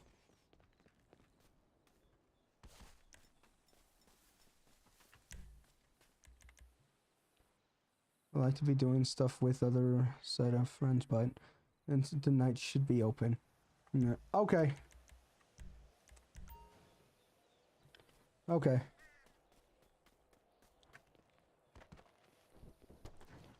I hope you have a nice night as well. I don't know if you were streaming this morning or you were just streaming like just a little bit ago. I don't know if you have like had plans for tonight and you were doing it with other friends. Okay, the camera can orientate. That'll be just nice.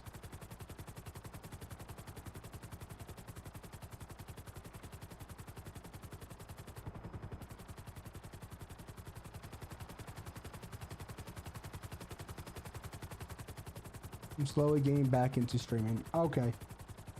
Hold on. I'm gonna check something. Okay, hold on. Give me a second. I'll be streaming shortly. Okay. I'm still gonna be on here for a bit, but I'll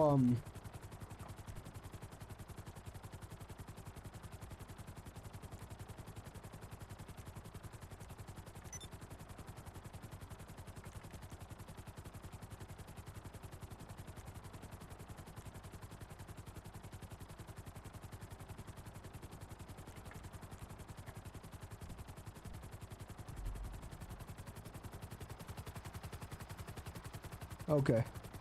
Alright, although I'll be streaming alone. Oh, okay. Well, just remember, we're all here. Okay, now I completely forgot what I was doing. I was gonna be doing, just doing a little bit be doing this a little bit more. I'll see if I can hop in. Although I don't think I'll be in there for too long. But I'll hop in. But yeah, I'm gonna go ahead and get it going. Also leaving a pray for a glitch. Yep, I'm praying for him as well. I'm praying for him as well. I'm praying that he gets better. But yeah. Praying that he gets better.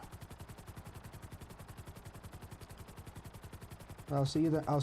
I'll see if I can pop in as well. Might not stay long, but I'll pop in for a bit. Understandable. Do what you must. All right. Okay, where is it? That's not it. It's over here. Yep.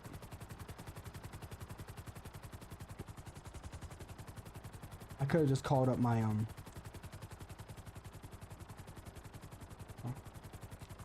just called up for my car, my vehicle.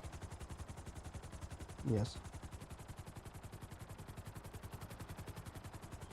I'll see if I can get back into talking a little bit more, because I had some stuff talking earlier.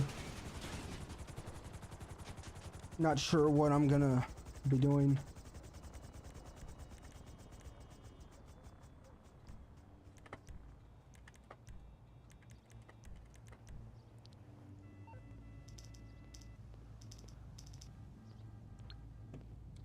I'll see you later, Matt.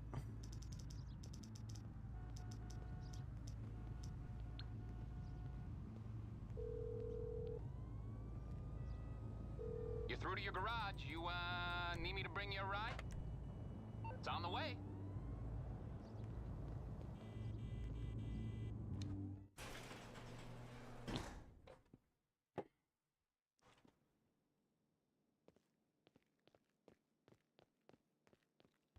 What do you need, boss?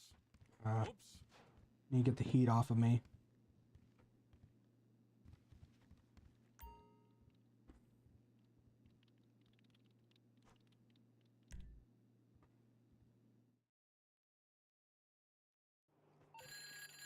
All right, time to balance the books. The client wants the car picked up and given a little VIP treatment. Washed and returned in perfect condition. You got this, hot stuff.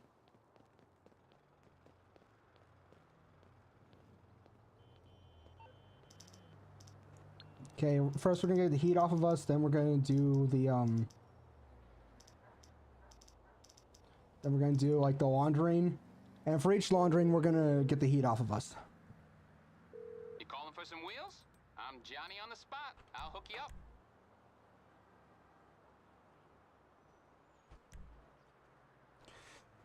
Aight, I'll get back to work.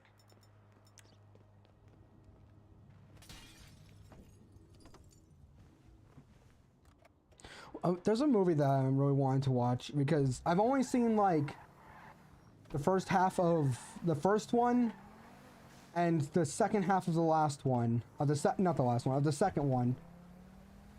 The Terminator movie. I want to watch both of them. I know that there's more than one Terminator movie, but I want to watch Terminator 1, Terminator 2. And like, I really want to like watch them, because it just, when I first watched it, I didn't really care much for it, because I was like, okay, this is not that, it's not that good. But now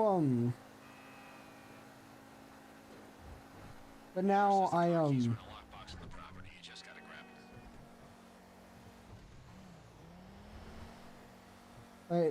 but then I watched a little bit, and then like some clips on YouTube came up, like on YouTube Shorts, and I was like, okay, yeah, this is good. I do want to watch it now. It's like you don't really care about much stuff until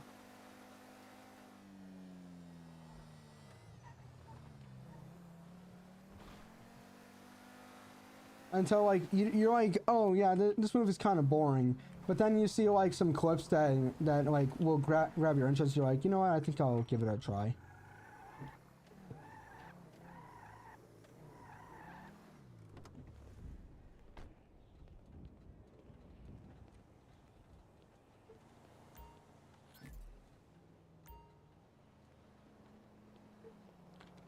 It's not a lot of money, but it gets me, it gets my it gets the heat off. It gets the heat off, and plus it gives me money.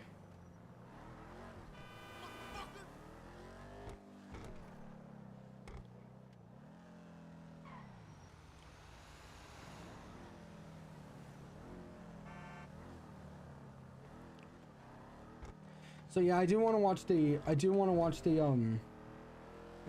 Terminator movies. Thing is, I don't really know much about them, alright? I do want to watch, like, all of the Terminator movies. Kind of want to watch that franchise. I just feel like that, because I've seen some of the other, like, Terminator movies, and, the problem that I kind of have with them is I haven't seen the movies. I've just seen like clips from them. And the problem that I've been seeing is that, like, okay, yes, we're banking on the fact that they're getting that they're just getting upgraded more and more. But it feels like it gets to a point where it's like, okay, well, I can do this. Oh, well, Terminator can counteract it with this. Okay, well, what about this? Oh no, Terminator can counteract it with that. It's like a full-on, like, Superman thing where it's like, oh, well, I'm able to do this. Well, I'm able. Well, and it's like, well, I'm able to do this. Well, yeah, I can just knock it out with this. It's like, well, I can just do this. Well, I'm able to just counteract that with this thing. And it's like, but I can do this stuff. And it's like, no, hey, look, whatever you got, I can do.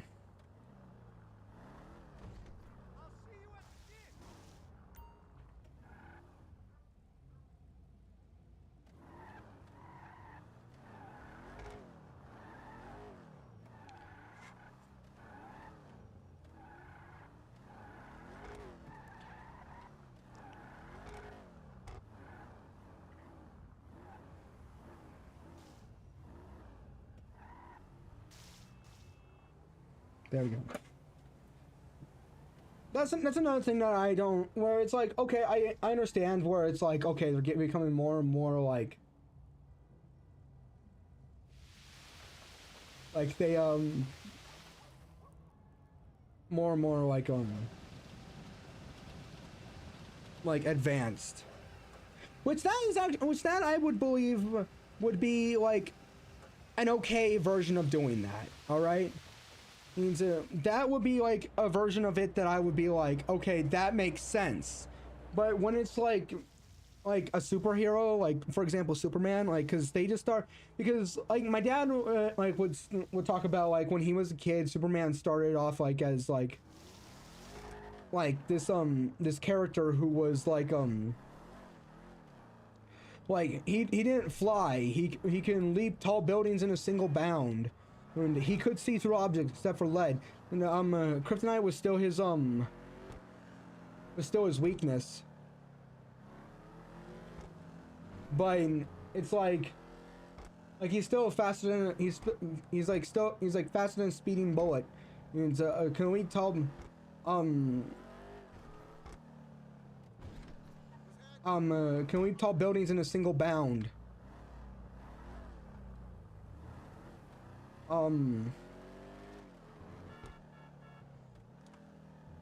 And like he didn't really have like this many superpowers. It was just him being just a normal superhero. But then like having his own weaknesses and all of that. And yeah, Clark Kent was his like secret identity, or was like the guy that he went as. But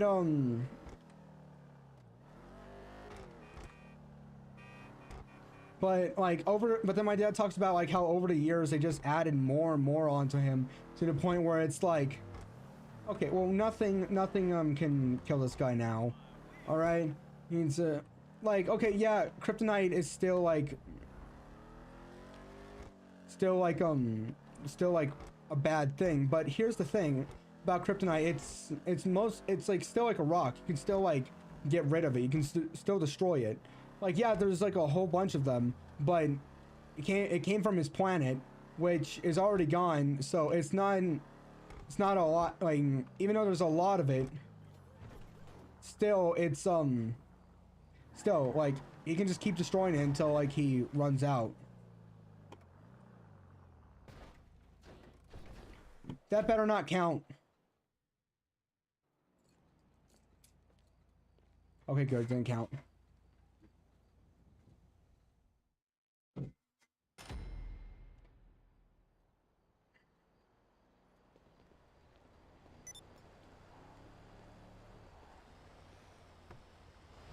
Oh, okay.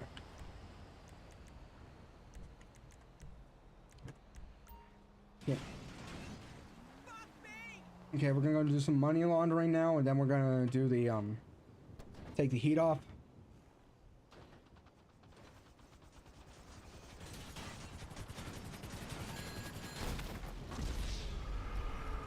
Why do you spawn in a place that can easily kill me?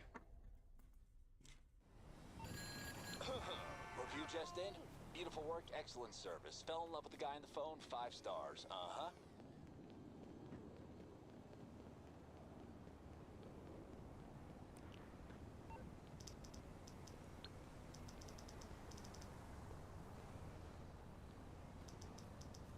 Okay.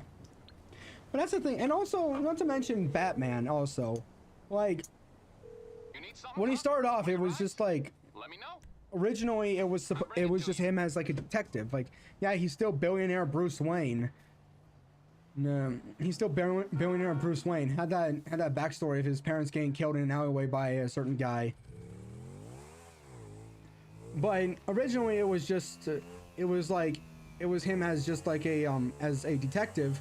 But then over the years, it was just like they added more and more onto him to the point where it's like, oh, he went and trained with Tibetan monks, and oh, he did this, oh, he did that, and then it's like how, I mean, at this point, like he's no longer like the, like he's no longer like, at this point he's not even human anymore. No, hold on. I actually want to figure out what this is.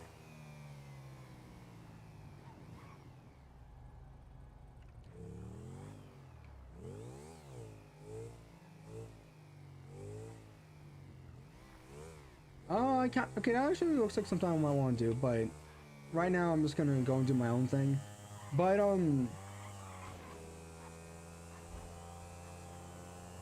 it's like it's no longer the fact that, oh, he's just a regular guy.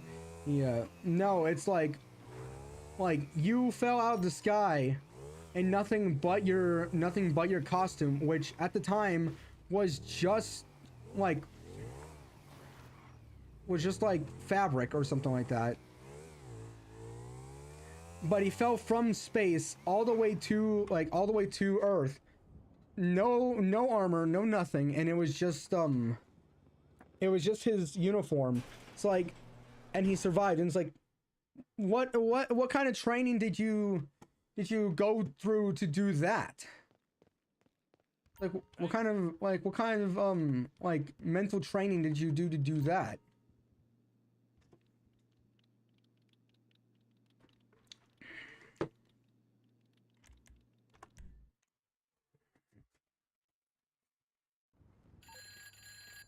Got a shipment of dirty cash just arrived. Sending you the location.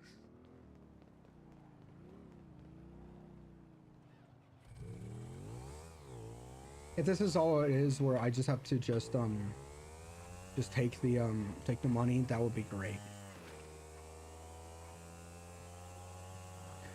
But that's the thing where it's like, okay, when it starts out, I was like, wow, it's so amazing. But here's the thing, like, okay, yes, you can add.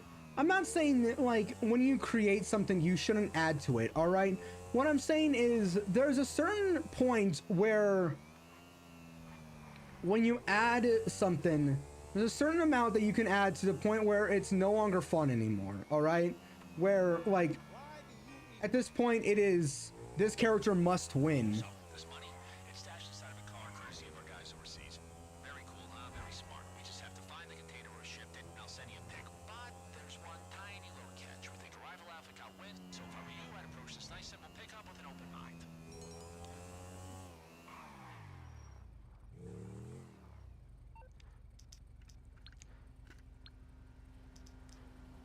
Okay. Okay, it's a green one.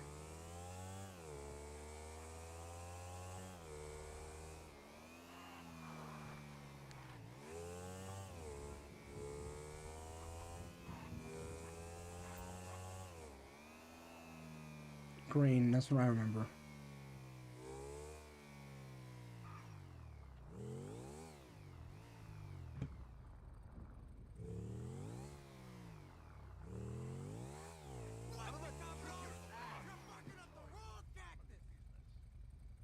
I am sorry?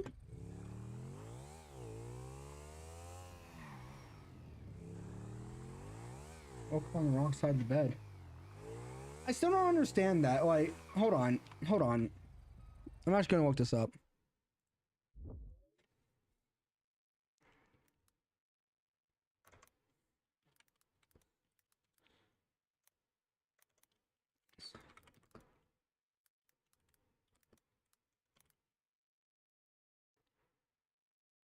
What is the wrong side of the bed? That someone's already asked this.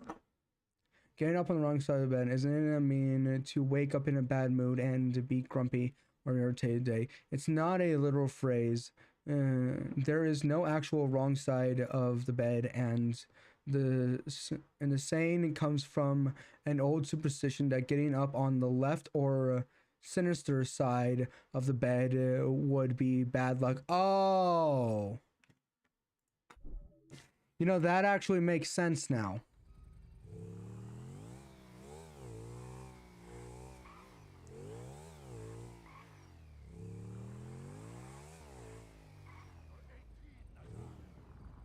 Okay, searching area. Ow. I am continuing to search the area.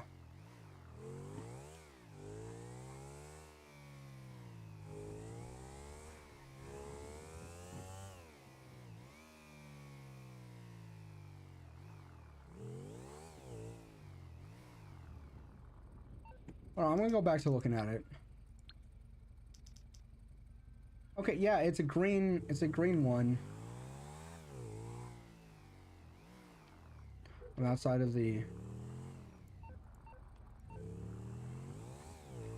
I went back to watching, like, watching the channel Foundflix.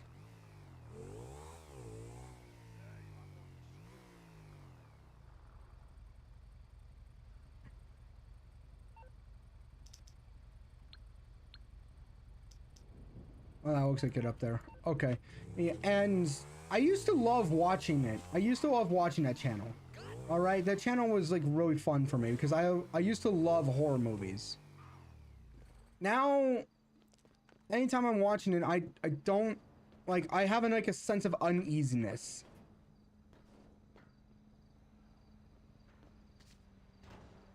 Not like a sense of being scared. More of like a sense of like maybe I shouldn't be watching this.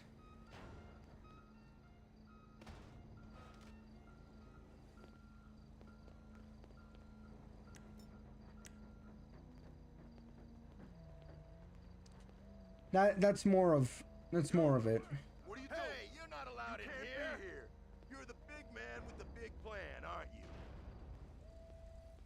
What the hell are you doing What here? the hell are you This doing is private. here? I'm sick and tired of you. Dude, you acting like a bitch. Come on, I'm right here. You got something to tell me? Oh no, wait, please don't tell me that we have lies for this.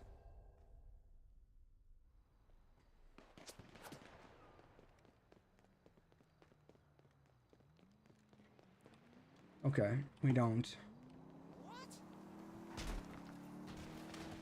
You know, that was my fault. I saw him coming and I still decided to go that way.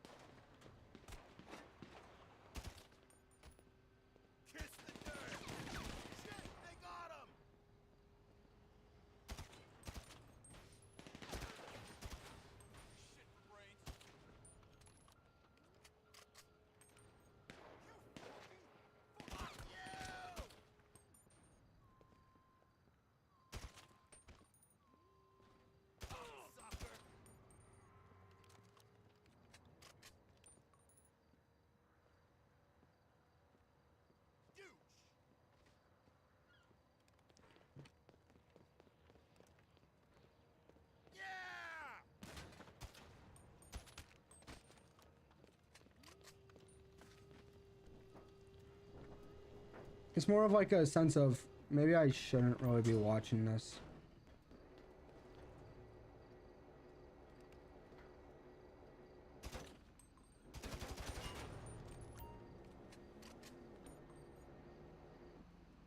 So yeah, that's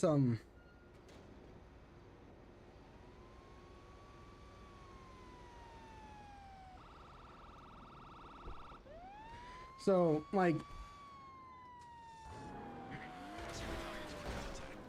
I like the psychology behind them. I like the psychology behind Use the cash and keep the parts. Unless you want a salvage yard, right? You can do it yourself if you wanted to.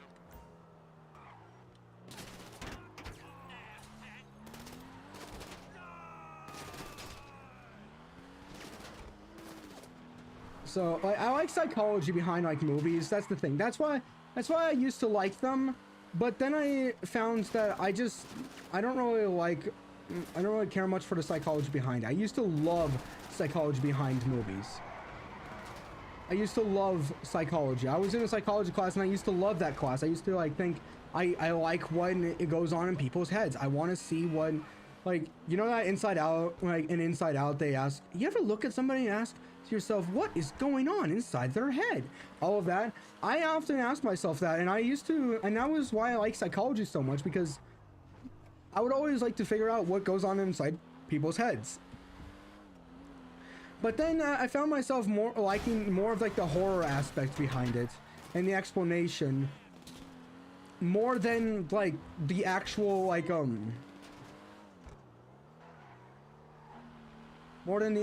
like psychology. But then now I'm listening to it and I'm like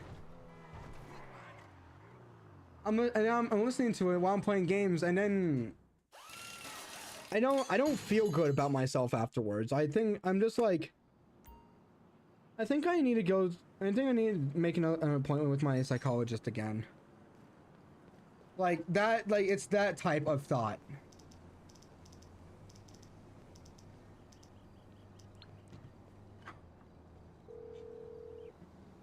I started like, You're through to your garage. You, need me to bring you a ride? I'll bring it by.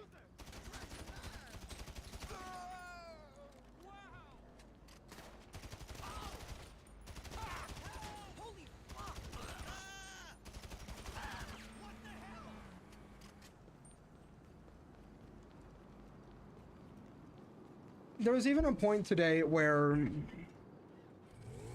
I even asked myself, am I really even talking to God at this point? Like whenever I pray, the answer is I'm trying to. I'm over here trying to. And I know that he hears me. I know that he hears me. He hears all prayers.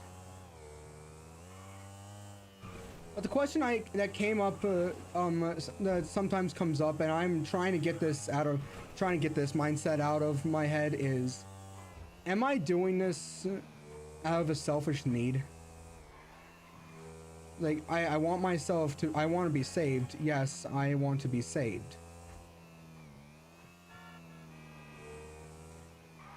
But the scripture states,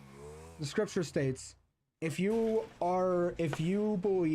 confess with your mouth that Jesus is Lord and believe in your heart that he died for your sins and was raised from the dead, you will be saved. And I believe, and I confess that he's Lord, yes, and I believe that he was raised from the dead.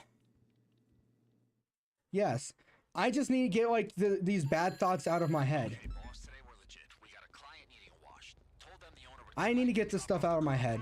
I'm trying to work on myself. I just love hearing him smile. There's some bad stuff that's going on right now. Like Glitch is currently in the hospital, suffering from cancer, and I'm praying for him, because really that's all I can do is really just pray for him. And I am praying for him. I like in church today, I even prayed for him there. I was even like, Lord, please have mercy on Glitch. Please have mercy on him. Allow him to get well again. For by your word alone, Lord. he will be cured. He will be healed. Here's the thing about prayer that I often have to remind myself, and that a lot of people don't realize, and I have to remind myself a lot of times, is that when God answers your prayer, he may answer it immediately, but you won't get that prayer immediately. Yeah, you won't get that prayer, like, to you that prayer won't happen immediately, because God has has it ready for you. He just needs you to be ready for it. He has your prayer prepared for you. He just needs to prepare you for the prayer.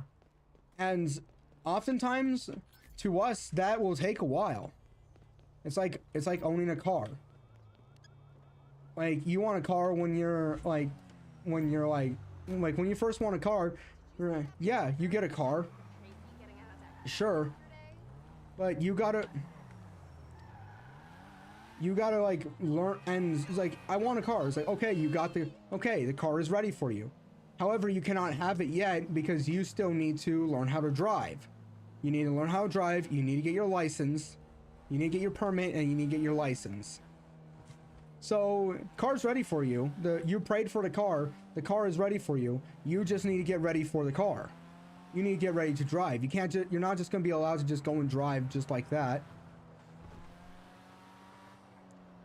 Remember when I was a kid, I would see all these cool cars, and I'll be like, I'm gonna drive that when I'm older. And now I just have like a Chevrolet Cruze now. And I'm like, this is the best thing ever. First car that I ever drove independently was a 1989 Jeep Wrangler. That thing was a money pit. It was also a gas killer. Like, it went through, like, you went through gas like that. That thing was loud. It was a money pit. It cost more money to repair it than it did when we got it. My dad bought it off a friend for $5,000. It cost more money to repair it than it did when we bought it.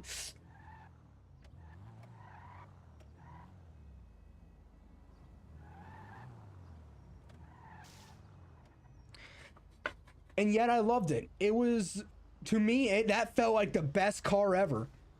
It was a piece of shit car, and yet I loved it. I loved it. We ended up selling it for $18,000. And,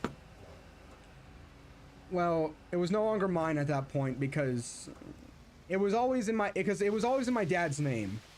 It was in my dad's name, and he sold it for $18,000. And I just drove it.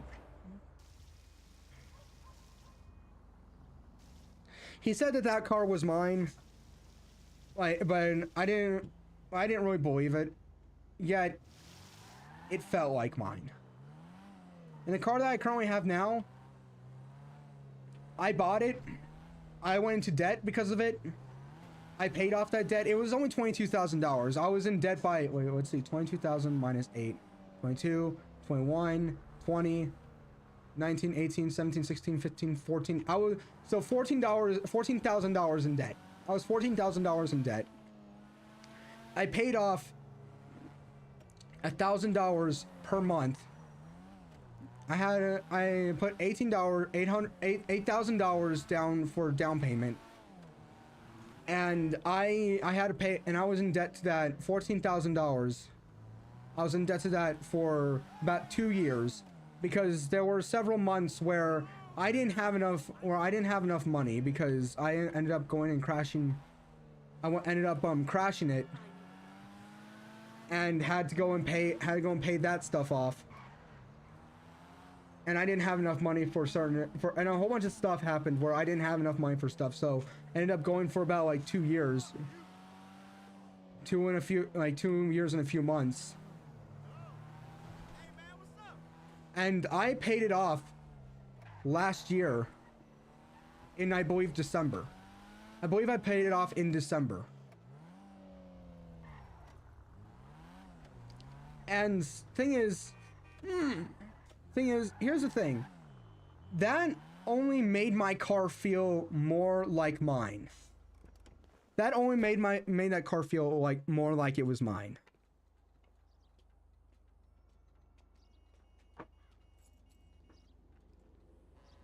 Made it so much better.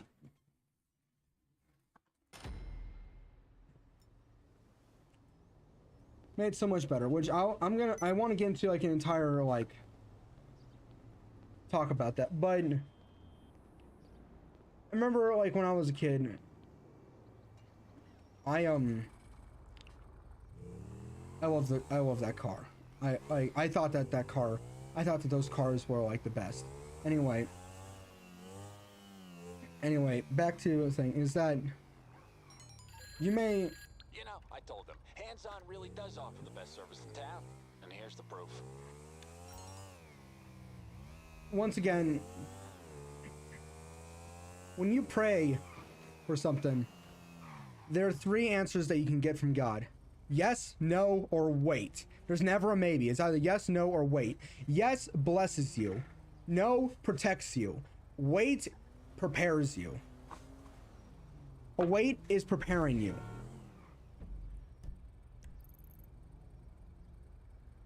Okay, I want to do this one next. And oftentimes, there are times where I think to myself, I pray that this happens, and then like a few days later, and a few days go by and I don't really even think of that prayer, because sometimes like I'll pray for something like minuscule, like something small, and then like a few days will go by, and then that thing that I prayed for ends up happening. I end up getting that thing that I prayed for, and I've noticed myself like realizing more and more my prayer was answered. If I were to get an entire, and I should probably do this, if I were to get a notebook and write down for an entire year every pray, like one prayer each day, if I prayed once a day, like I'll write down every prayer that I pray and put it in that notebook. And then at the end of the year, I start checking off each one of those prayers that were answered. I would find that most of those prayers were answered. I would find that a lot of those prayers were answered. I want to get myself like a sheet of paper. Hey.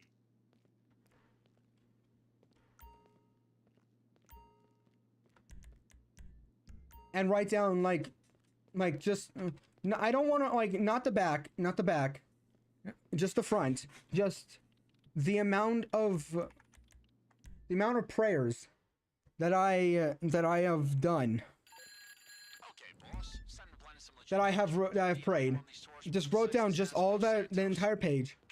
I would find that I would find that a lot of them have been answered. Okay, I'm gonna get the heat off on here.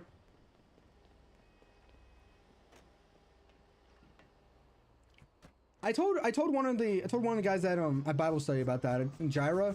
I told him about that, and he was like, "Do you do that?" And I'm like, "No." And he's like, "You need to practice what you preach." And I'm like, and at first I was like, "Nah, it's fine." But then I thought about it a bit later, and I was like, "I should. I should." Because I hate being hypocritical. I don't like being hypocritical. I'm not gonna say I hate it, because it's a strong word. I don't like being hypocritical. All right. I don't like hypocrisy.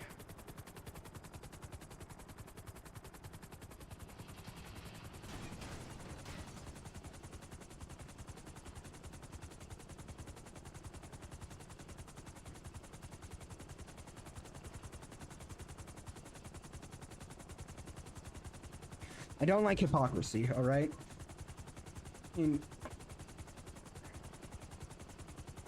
My main prayer that I have... See the landmarks on your GPS. Show them off a little, then bring these guys back. And try to keep the flight smooth. I hate cleaning out sick bags. This is going to be amazing. My main prayer that I usually have is just let this day be a good day. Let this day go by fast, or let this day just be a good day. Get a picture. Get a picture.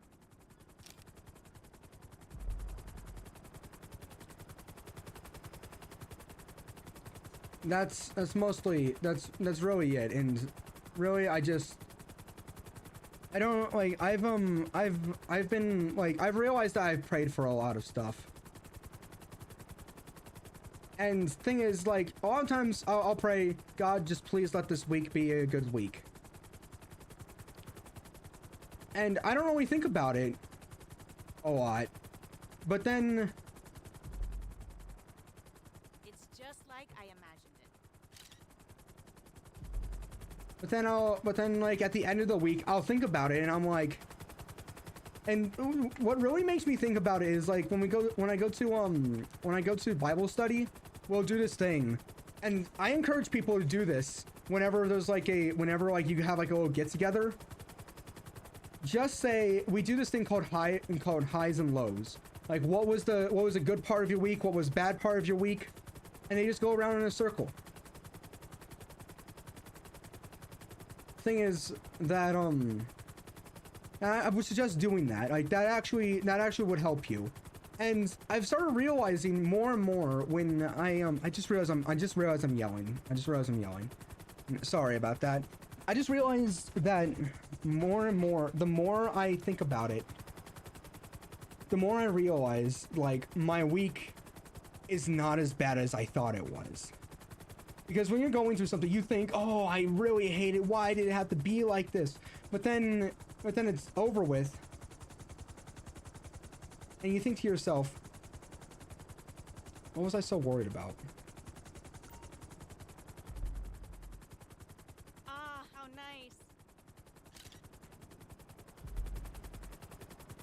And like you think, oh no, this interview is gonna go so badly. I don't know if I can do it. This day is not gonna go good. This thing I have to do. I'm about to go on for a play in school, and I don't think I'm gonna do my parts correctly. I think I'm gonna mess up. I don't even know what I can say. But then it happens, and it goes off. It's fine, and then you think to yourself, what was I so worried about? Here's the thing about worry. It doesn't change the future. It doesn't change the future, all right? It only takes away the peace from the present. Tomorrow is a mystery. Yesterday was history, but today is a gift. That's why it's called the present.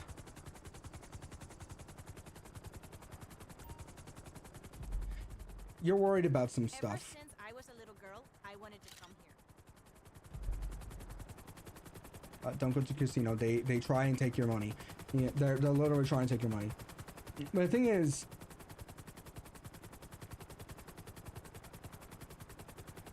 like, you don't need to worry so much, all right? How many of you there was even a verse in the Bible that said this. By which, I think it was in Luke, by which of you, by being anxious, can add a single hour to your life? No one. None of you. The answer is none of you. That's a stupid... You may think, well, that's a stupid question to ask. Well, yeah. Because the answer is stupid. Because being anxious is stupid. You're like, oh, I'm so worried about this. I'm so anxious about this. Don't be. Oh no. Oh no. No. Down. Would you look at that?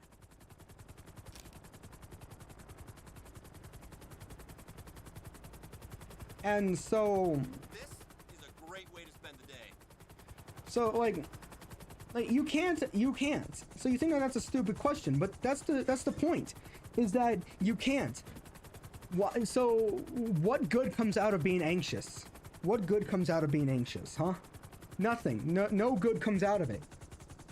There's nothing that you can take away. There's nothing that you can gain by being anxious, by worrying.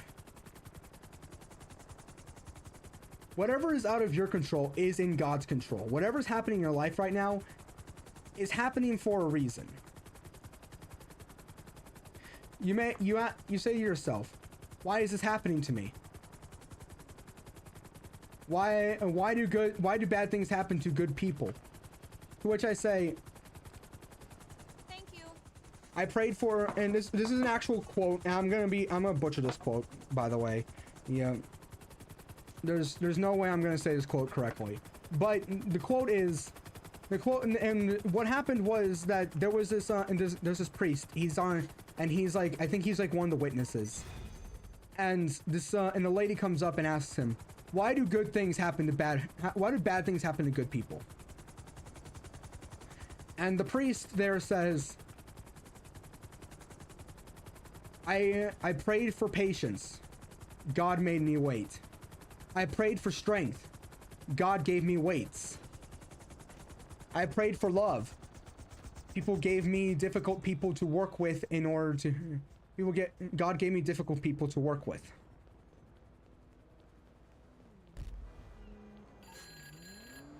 A lot of times, when we pray for something, God will give you the opportunity for that prayer to come true. He's not going to be like, all right, you want the car? Boom, it's on you right now. No, it's not going to be like, it's like, God, please, I want to be strong. And it's like, when you ask for strength, it's not, God, I want to be stronger. And then God's like, all right, you're now buff. No, God, you're like, God, please give me strength. And God's like, I gotcha. You see that gym over there? Go and work out. And you're like, okay, got it. But don't be like, oh, I asked for strength and it didn't come to me immediately. No. You asked for strength and God gave you the opportunity to go work out, to go and be patient, to go and love, to go and show love. God gave you all these opportunities. There's this like short video that I saw, and it's one of those like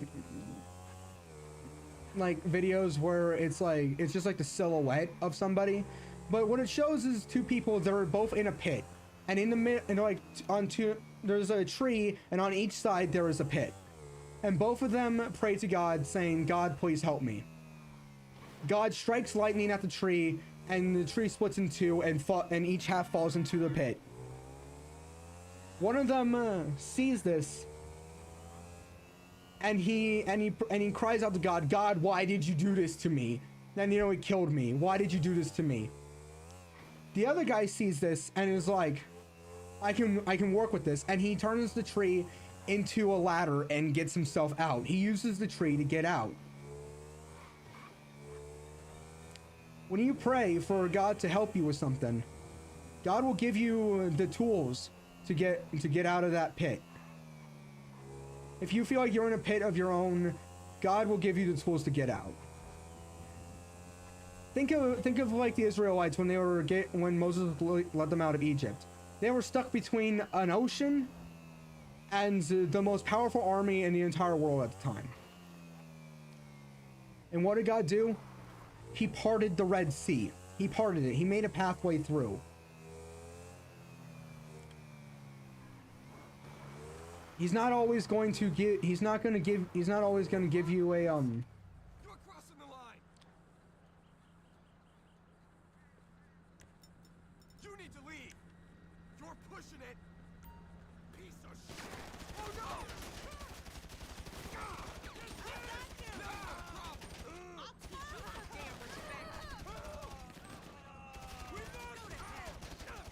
There's no way out. Look out! Get back!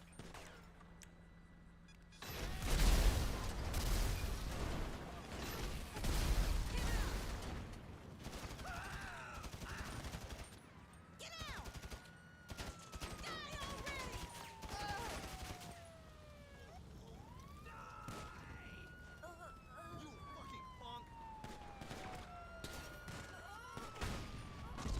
But he's not gonna be like, okay, here, and then reach out with his hand and then pull you out like that. No, he's going to give you the tools of which you need to get out of that pit.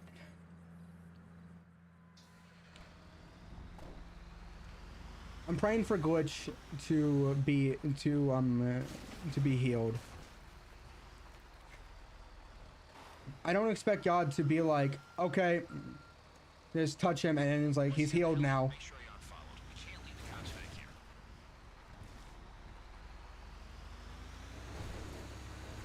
But I pray that the nurses and doctors know what they're doing, which I'm sure that they do, because they wouldn't be a nurse or a doctor if they didn't know what they were doing.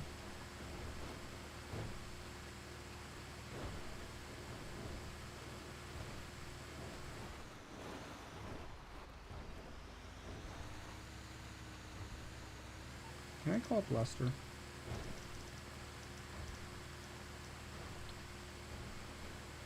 Is Lester an option? Hey, how can I help? Okay, some other time. But that's the thing. It's like, just don't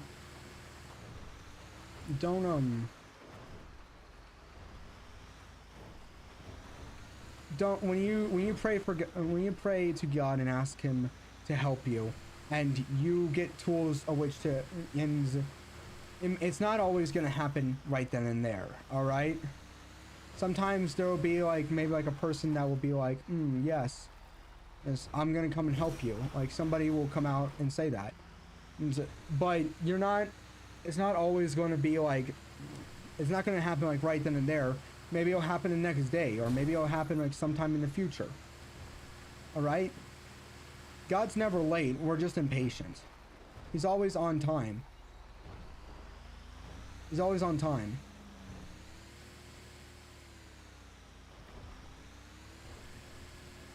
Probably shouldn't have gone through here.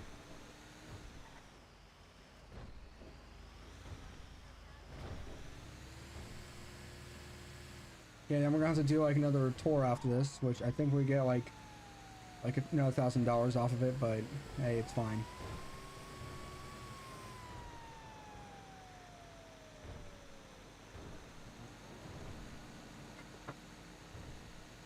But I just pray that Glitch gets all the help that he can get. And I'm hoping you guys are also praying for a Glitch as well.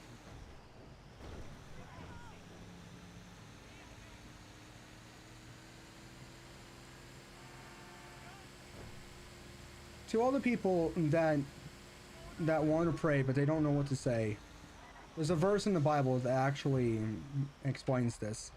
Actually says that. And you don't know what to say the Our Father. The Our Father prayer. You don't know what that means. This is the prayer. Our Father, who art in heaven, hallowed be thy name. Thy kingdom come, thy will be done, on earth as it is in heaven. Give us this day our daily bread, and forgive us our debtors, as we forgive those who are in debt to us. But lead us not into temptation, but deliver us from evil. Amen. If you don't know what to pray, pray the Our Father. But if you think that you don't know how to pray, you don't know what to like even know what to say, one, Our Father, two, just fold your hands together. Fold your hands together and talk to God like as if you were talking to a friend. Right? Just do that. Talk to God like as if you were talking to a friend. Just say, just go to him like, hey God, I don't really know what to say here. I just pray that this today will go. I will just have a good day. Just pray that. You can just pray that your day will go by good. You can just pray that, and you that you'll just have a good day, a good week.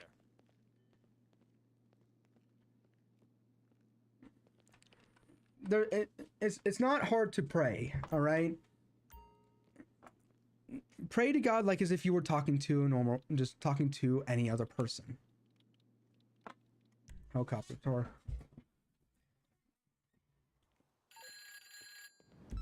All right, game face.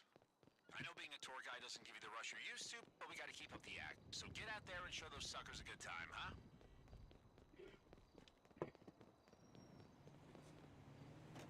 But yeah, just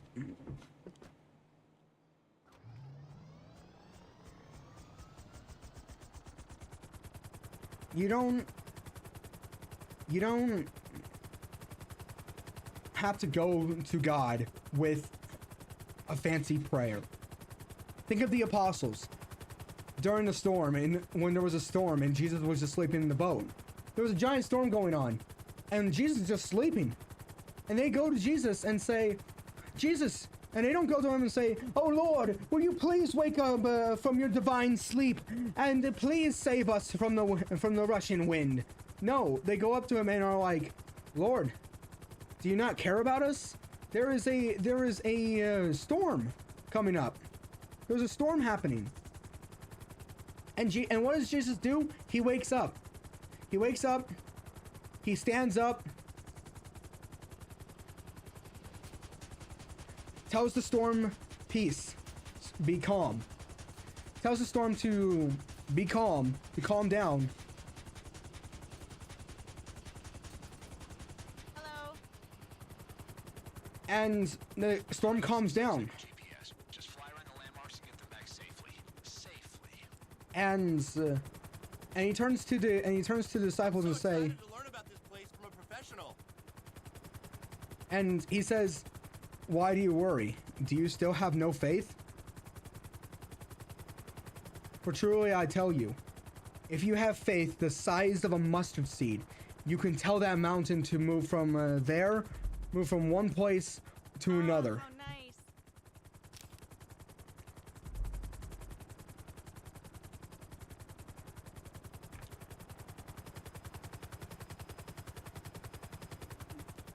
And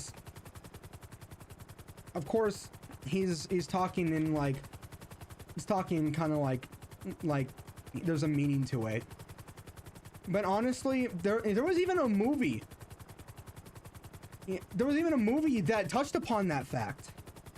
And I don't remember what it was, like The Little Boy Who Could, I don't remember. But it was like about a little boy who had a lot of faith. And at one point even moved a mountain to the point where there was an earthquake.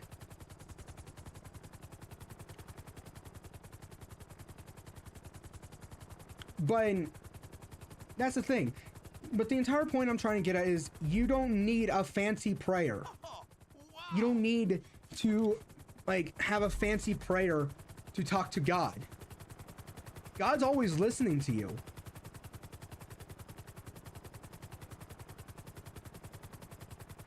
He's there.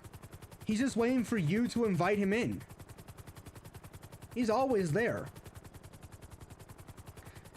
I know that there are people that are like, oh, but God's this perfect being.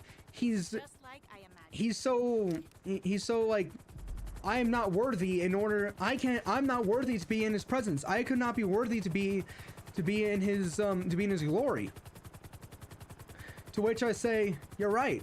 You are unworthy. We are all unworthy. I'm unworthy. Everyone in the world is unworthy. We live in a broken world. But do you know what's going to happen when you go to God and say, Lord, I have mercy on me. I am a sinner. I am not worthy to be in your presence. Do you know what he's going to do when you go to him? He's going to take you in. He's going to hug you. And he's going to say, rejoice with me, for I have found my lost sheep. There is a parable that Jesus stated actually at one point. It's called, what was it? What was it called? The prodigy son. The prodigal son. I don't remember something about son. But it was a man who had two sons, an older son and a younger son. The younger son at one point says to his dad, Ever since I was a little girl, I wanted to come here. one point says to his dad, Father, I would like my inheritance early. This was kind of an insult because that's like saying, I hope you die soon. But the dad says to him, okay. And he gives him the money. And the younger son goes into the city, into the town, and he spends his money. He has lavish parties, he eats a lot, but the money ends up running out. The money ends up running out. He doesn't have any more money. And at the time, and he ends up running out of food. And at that time, there was a great famine that came up. And he ran out of food, he ran out of money.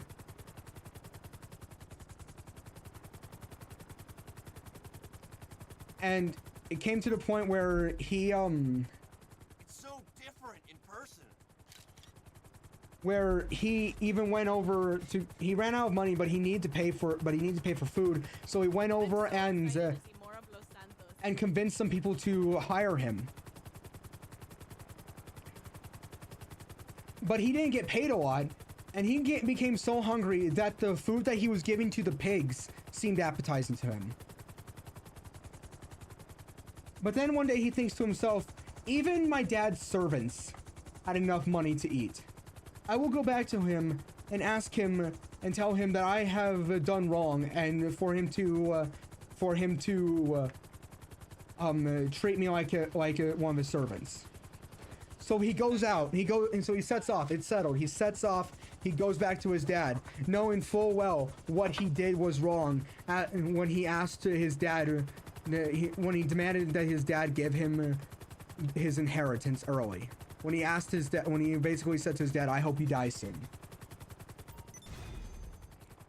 And so he sets off to go back to his dad, hoping to even just be told that to be just expecting to be turned away, expecting to just be like, you will be like the least of my servants, you will be treated horribly, you know. And he goes back, and his dad sees him out, and the dad sees him out in distance. And what does he do? He runs to him.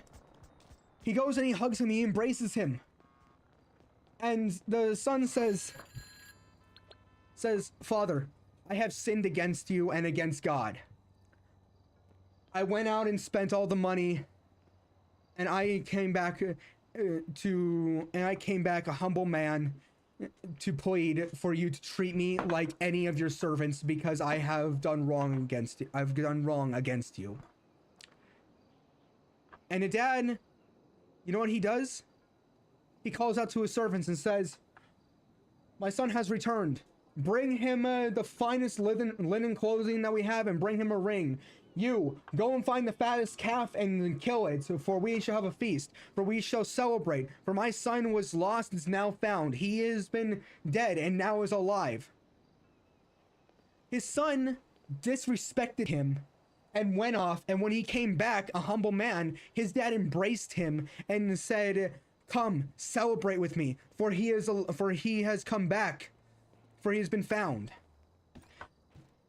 A celebration was thrown, and the older son saw this, and he asked one of the servants, what's going on? The servants told him that his younger brother had come back, and he grew angry. The dad came out and said, come in, we're celebrating, why don't you come in? And the son says, and the older son says, Father, I have been with you all this time. I have never done anything that you have said with question. I've never questioned anything that you have told me to do. I have done everything that you have ever asked me. I'll get back to it. And yet never have you thrown me in a celebration like this. And the dad says to him, son, Buy my machine. everything that I have is yours. That shouldn't be a problem. But we are I'll have your personal celebrating vehicle because collected your as soon brother as was possible. once lost and has been found. He was once dead and now is alive, and we must celebrate, for he has returned.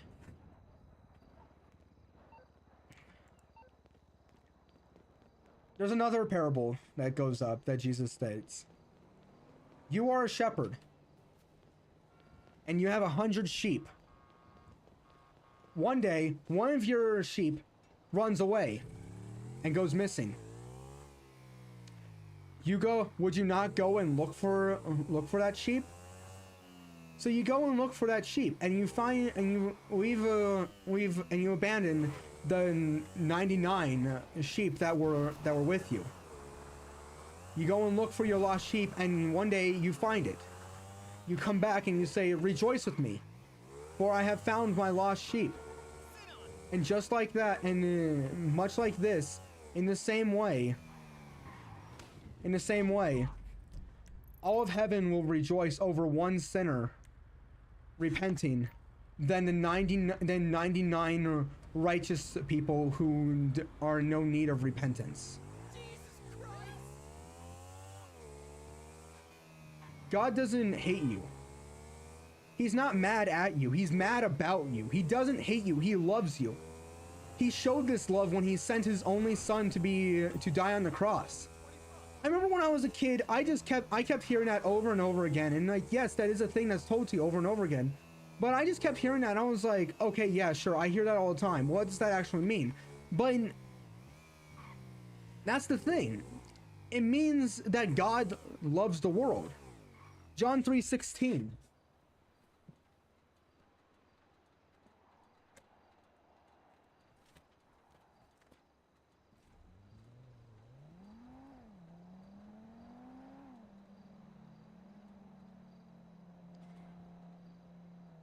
John 3:16. For God so loved the world that he gave his one and only Son, that whoever believes in him shall not perish but have eternal life.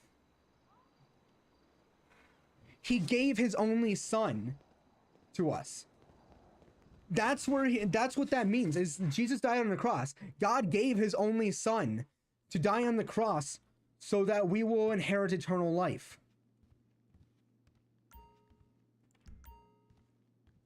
God loves us so much that he was not willing and still is not willing to spend eternity without us.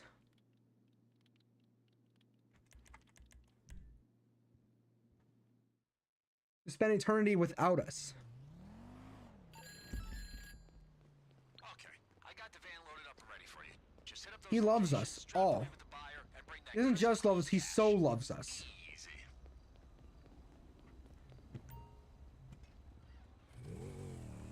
And I don't think a lot of people understand that. He wants you to come to him.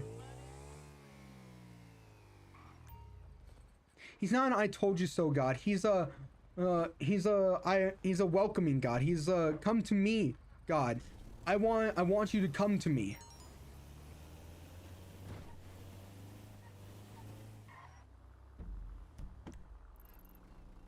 He wants you to come to him. He wants to wake you up in the morning. You're like, "I got you. Come on in. Let me cook for you. Let me take care of you." He wants you to be with him. He loves you. You may sin and you may go away from him. You may walk away from him. But he wants you to come back. He wants you. All right? He's not mad at you. He's mad about you.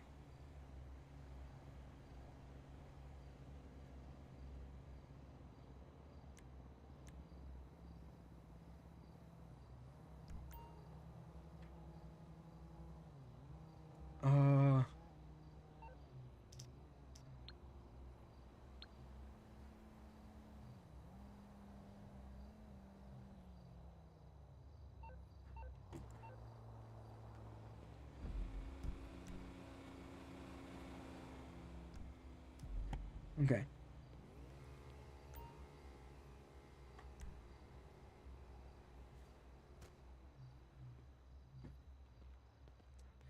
He wants you to come back to him. As I said, he's not mad at you. He just wants you to come back. He's waiting for you.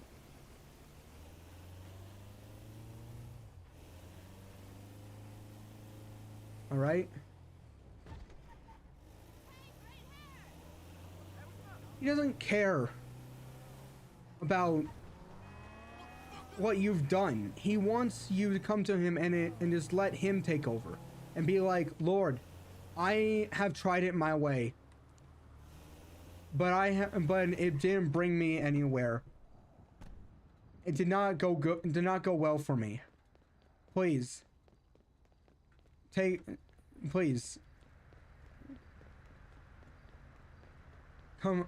Please allow me take the wheel of my life and allow me to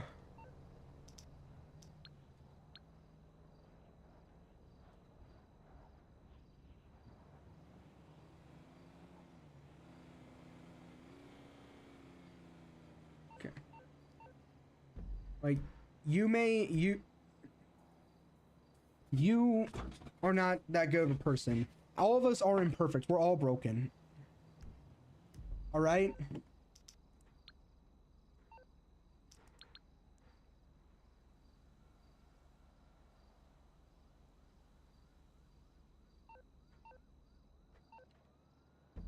Where am I specifically?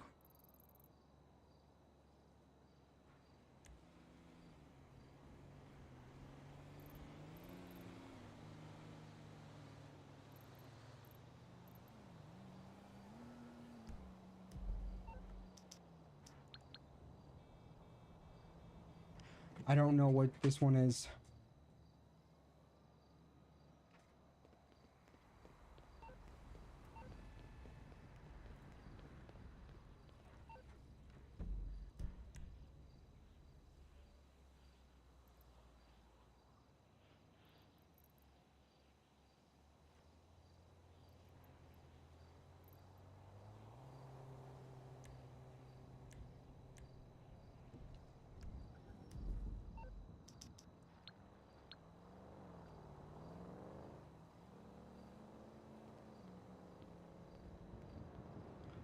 I'm gonna give Purple Sherbert. But he wants you to come back to him. That's the thing. He's waiting for you.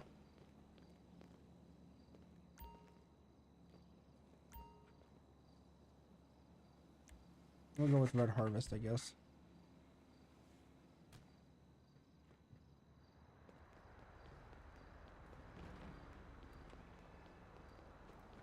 But yes, go to him. You'll start seeing a lot more stuff the more you try and do better in life. The more you try and do better, the more you let him, the more you trust God to take care of stuff. You may not always know the why, but you can always, when something bad is going on, you may not know the why, but you can always trust the who. All right? When things are in God's control, you don't have to worry. You don't have to worry. Daniel slept in a lion's den. Jesus slept in a storm. Peter slept in prison.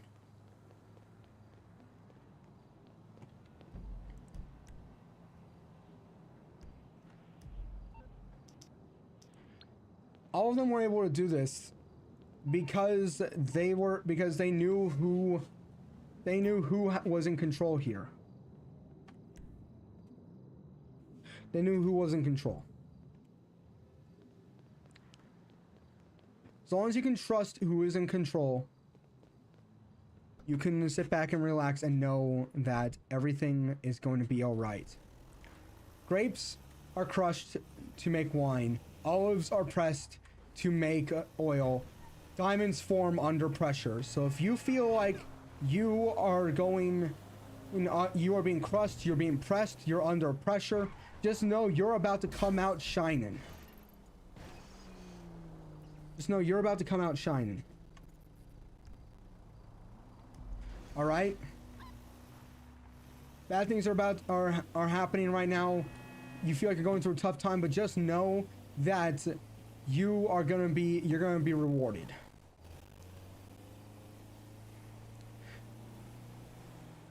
You prayed for something to happen, and it's happening. You ever tried eating a raw egg? Doesn't taste too good. You ever tried eating baking soda by itself? Doesn't taste too good. You ever tried just eating flour by itself? I mean, I don't think it would taste that good, but I don't think it would taste bad, but not good either. But the point is, like, all of these ingredients are not good do not taste good by themselves. But you mix them all in together,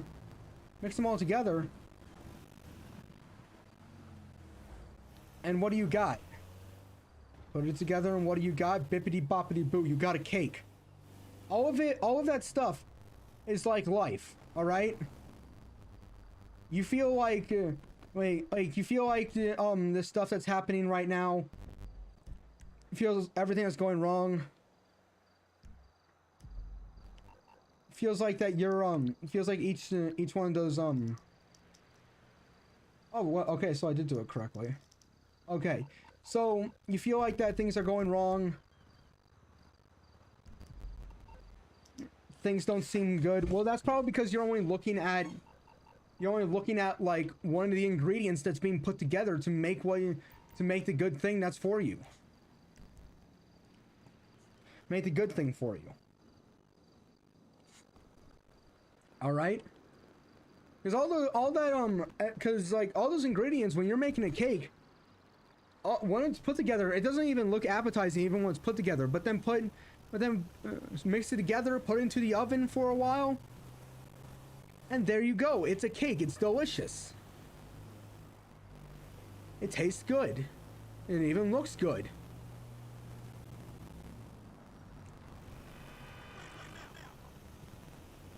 That's the thing where it feels like if you're going through a bad point in your life.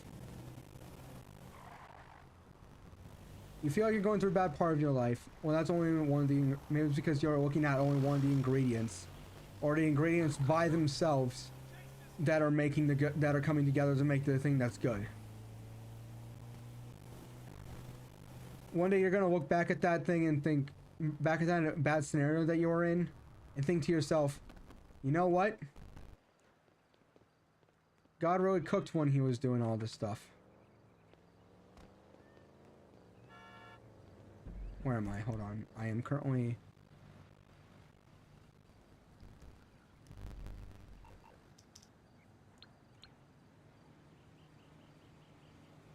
Purple sherbet.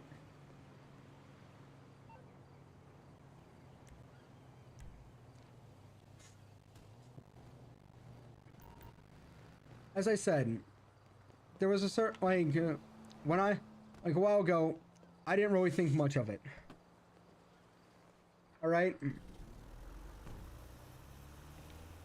I was like, I just would think to myself, okay, I just pray that that this week just is a good week. I pray that this week is a good week. But then when I go into Bible study and we do highs and lows, I look back at it and it's like, what was good and what was bad about the week? And I've noticed that when I first started, I had a lot to complain about. I would pick out like one thing to complain about. But in my head, I was always like, oh, wow, there are so many. I can't think of anything to complain about. I can't pick one thing to complain about. There's so many. Job's done. Rewarding work, right? We're just spreading little buds of joy. But that was the thing. Like, I didn't really think much of it until like...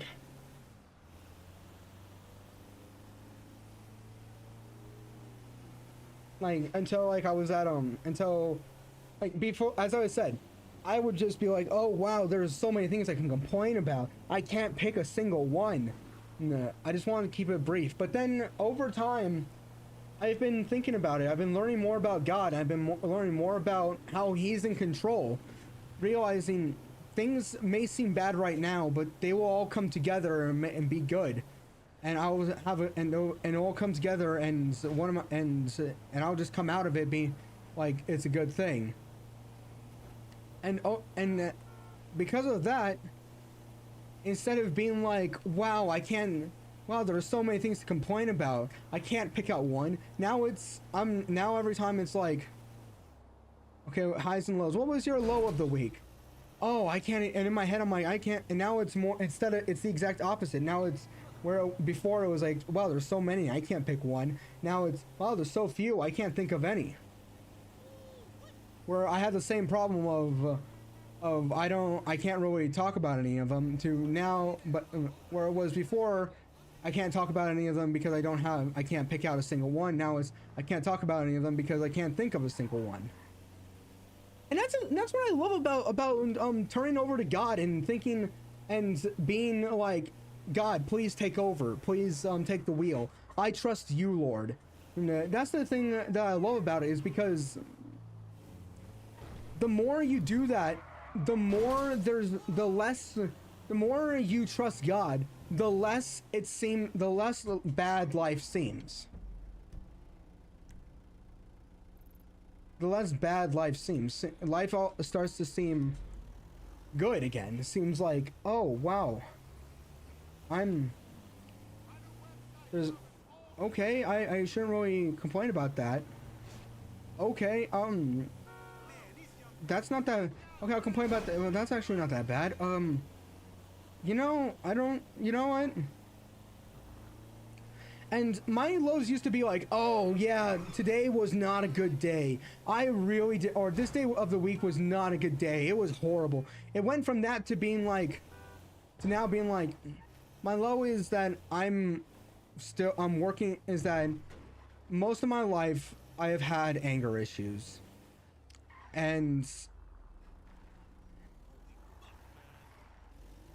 And I've been trying to work on them, and I've been finding myself getting angry and more and more angry about stuff for no reason whatsoever. Like, even when I'm angry, because here's the thing about being angry, is that when you're angry, you will be like, oh, I hate this thing. Why does no one understand why I'm angry? Why?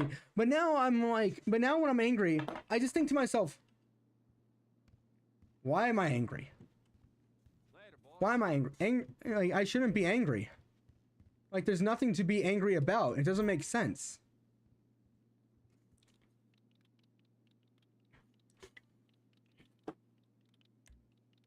Money laundering. Okay, don't freak out, alright? But news are, well, they're raiding our supply. What's worse, we have cash stashed with the product there. We need to save whatever we can.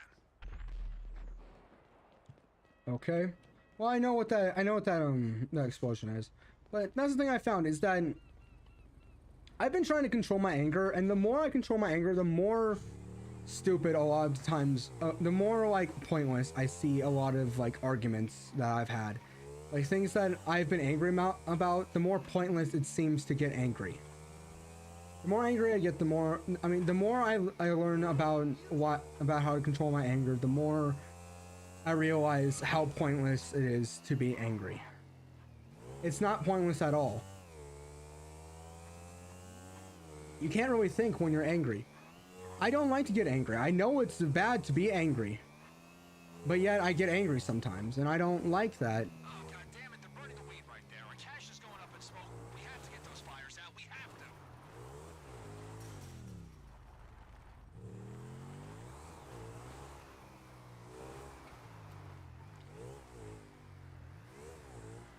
Just the more, as I said, the more I learn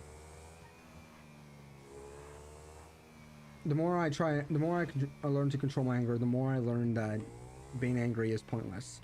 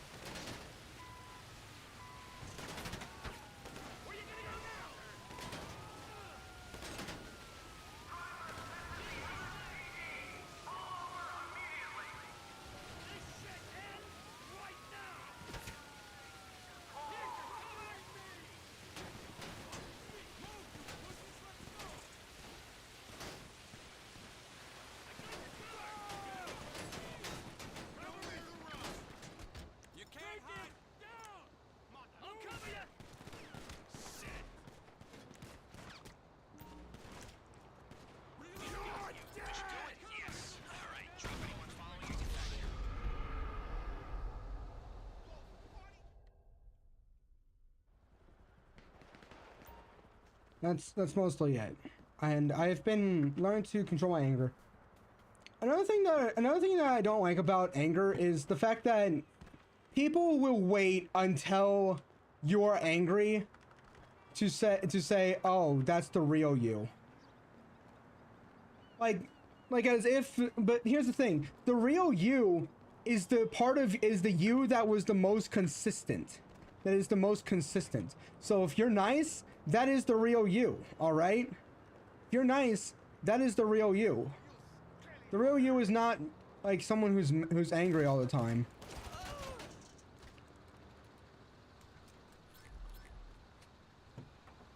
All right? Anger is usually for when a nice person gets angry, that's not the real them, all right? The real them is the part of them that's the most consistent, all right?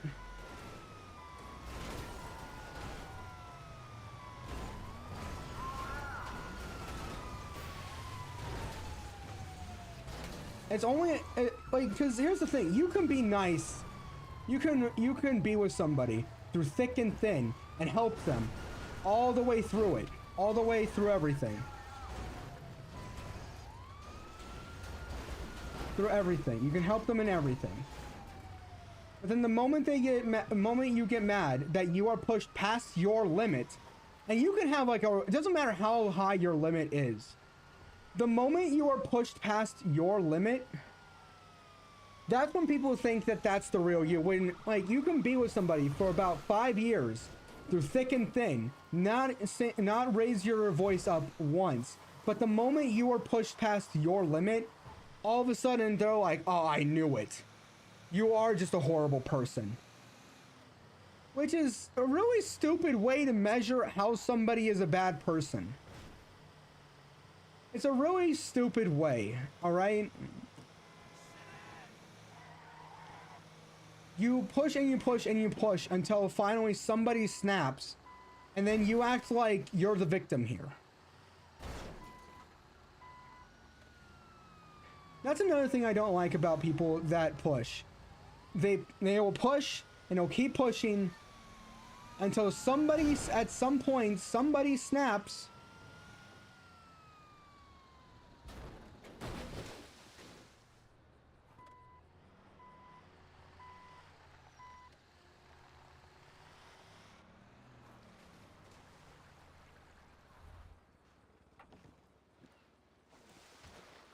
Until someone snaps, and then all of a sudden, that person that snapped is the bad guy.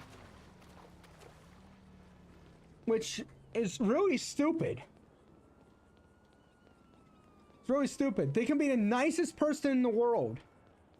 Nicest person in the world, and someone will be like, "Huh, I pushed you, I pushed you, I pushed you." Until finally, the limit is reached. Their limit is reached. Everyone has a limit. And that's something that is really stupid about the fact that when people know that everyone has a limit and they're like, "Let's see how much it takes to get to this person's limit." And they keep going until that person reaches their limit, and then they get mad. And then all of a sudden that person who pushed them starts acting like they're the victim. Yes, getting mad is not good, all right? Yes, it's not right to get mad. Getting mad is not good. There's no good that comes out of getting mad. But there's also no good out of forcing somebody to their limit. There's no good in that either. I'm on the clock. What you want? Some wheels? I'll get there as soon as I can. There's nothing good that comes out of being angry. I'm here for you. I can't do that. Not right now. I'm sorry. We're having some problems with that functionality. Okay, well, I don't... Oh, maybe it's because I'm in a mission. But don't wait until somebody has gone to the limit to think, "Oh, wow, so this is the real you." No, it's not the real them. The real them, if they were nice to you all this time, if they were being nice to you, if they were loving towards you, that is the real them. That is the real them. Their anger is just what happened when they were pushed to their limit. Everyone has a limit, but you shouldn't wait until they've reached their limit to say, hey, yeah, this is the real you. I can't be with you anymore, or because of that.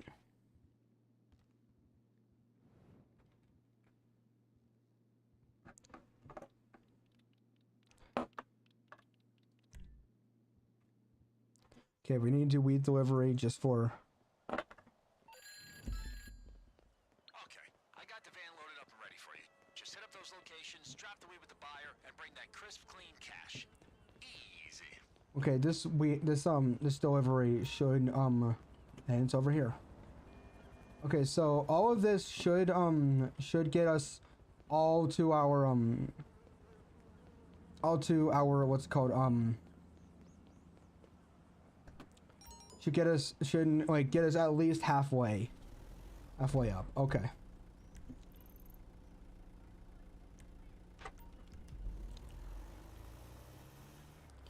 But yeah, don't wait until like somebody has reached a limit, and don't try to push somebody's limit. Okay, do not try to get to that person's limit or figure out what the limit is. All right. Because if you do that, somebody's gonna get hurt.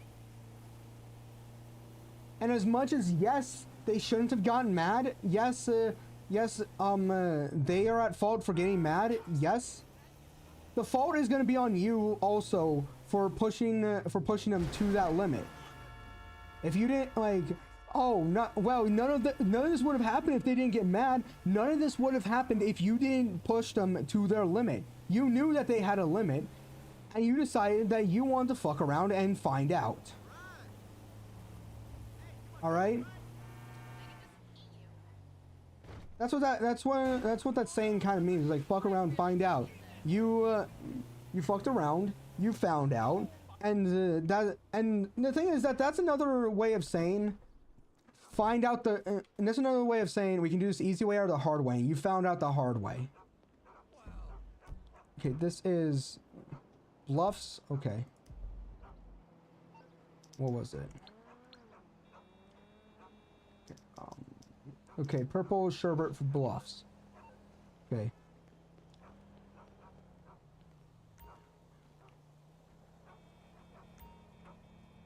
Purple sherbet.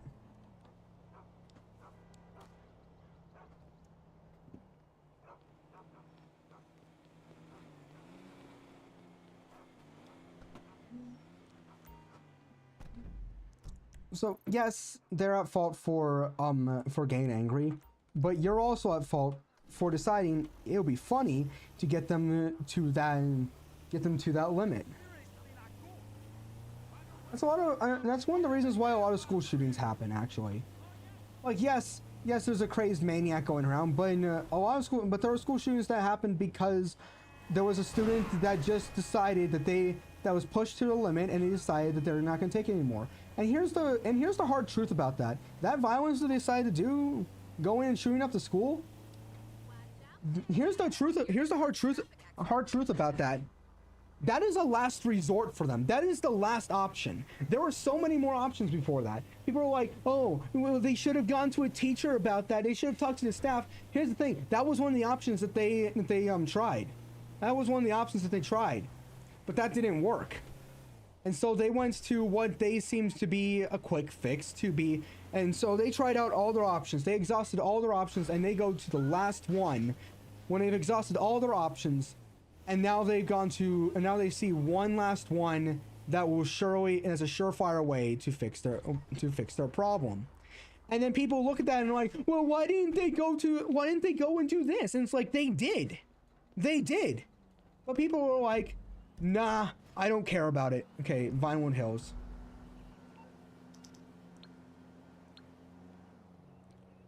Blueberry.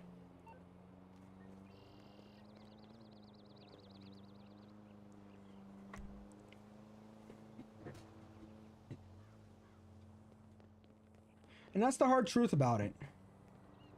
Is that it's not the first thing they think of. No, it's actually a last resort.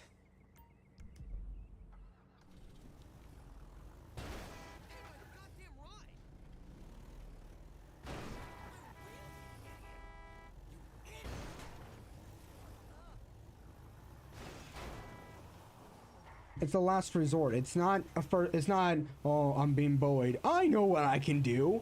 No, it's, I'm being bullied, I'm gonna go and try and tell a teacher. I'm gonna go and try and tell people. No, it just keeps getting worse and worse. See, and it's like, it just keeps getting worse and worse. And it's like, and that's the thing. It's like, and a lot of times it's like, okay, well, we'll talk to them. Talking doesn't do anything. Telling someone to, no, stop, don't do it, it's not gonna stop anything.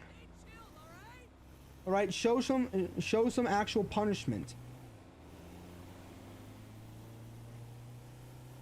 Anyway, that's what I mean by like pushing to limits, is that people wait until somebody is pushed to the limits when they finally, before they finally be like, oh, well, you could have tried this option. It's like, they tried this option. They did. They asked for help. Why are you waiting until the problem has occurred to say, or the problem has already happened to say, oh, well, in hindsight, they should have done this, when it's like, they did. They came to you to help, they came to you, asked for help, and you turned them away, being like, I don't have time for you. You are not, just a waste of my time. Okay, hold on. What do we got here? Okay. West Vinewood. Okay, what was West Vinewood?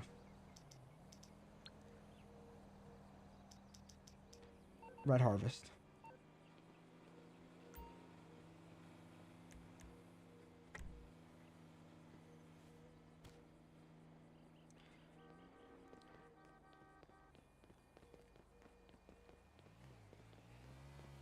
It's like, well, why didn't they do this? Why didn't they do that? And it's like, they did. Well, they clearly didn't try hard enough. Maybe it's not the fact that they didn't try hard enough. Maybe it's the fact that the people that maybe it's because you guys, the person that that person went to, the person that's saying that they should have done that, you turned them away because you didn't think that they were worth your time. And now that lo and behold, the problem that could have been solved happened, that could have been avoided.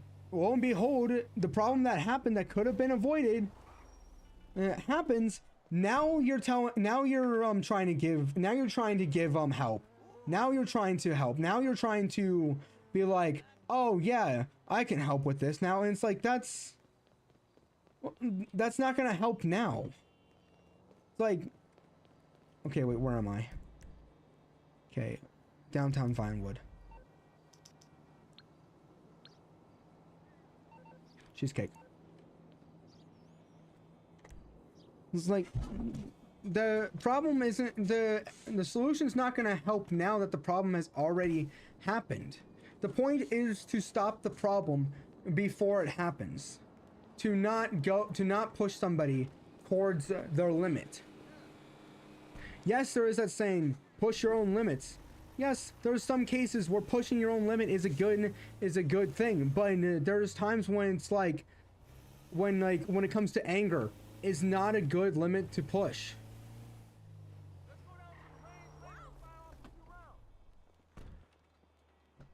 It's not a good limit to push for desperation, for anger. When it comes to emotions, you don't want to push those.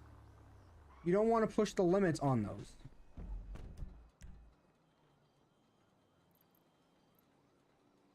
Howick. Okay, let's see. Howick. Purple sherbet.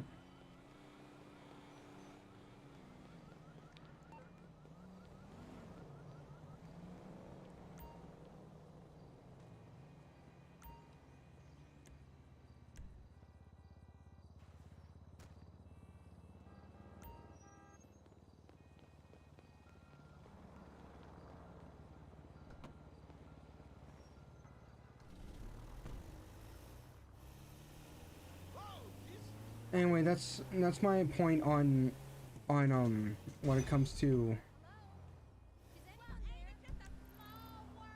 that's what I have to say when it comes to, what's it called,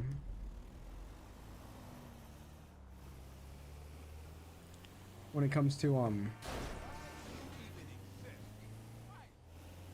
pushing your limits, when it comes to anger.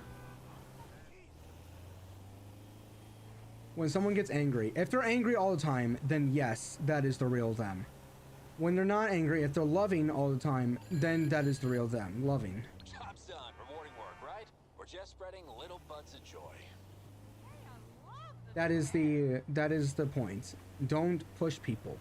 Do not push people to their limits.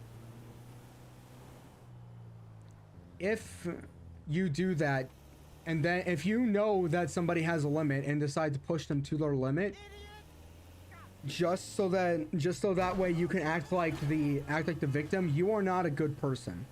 You are not a good person. People don't look at that and think, oh wow, what a good person. They think this is a horrible person that will just try and hurt other people just for their own personal gain.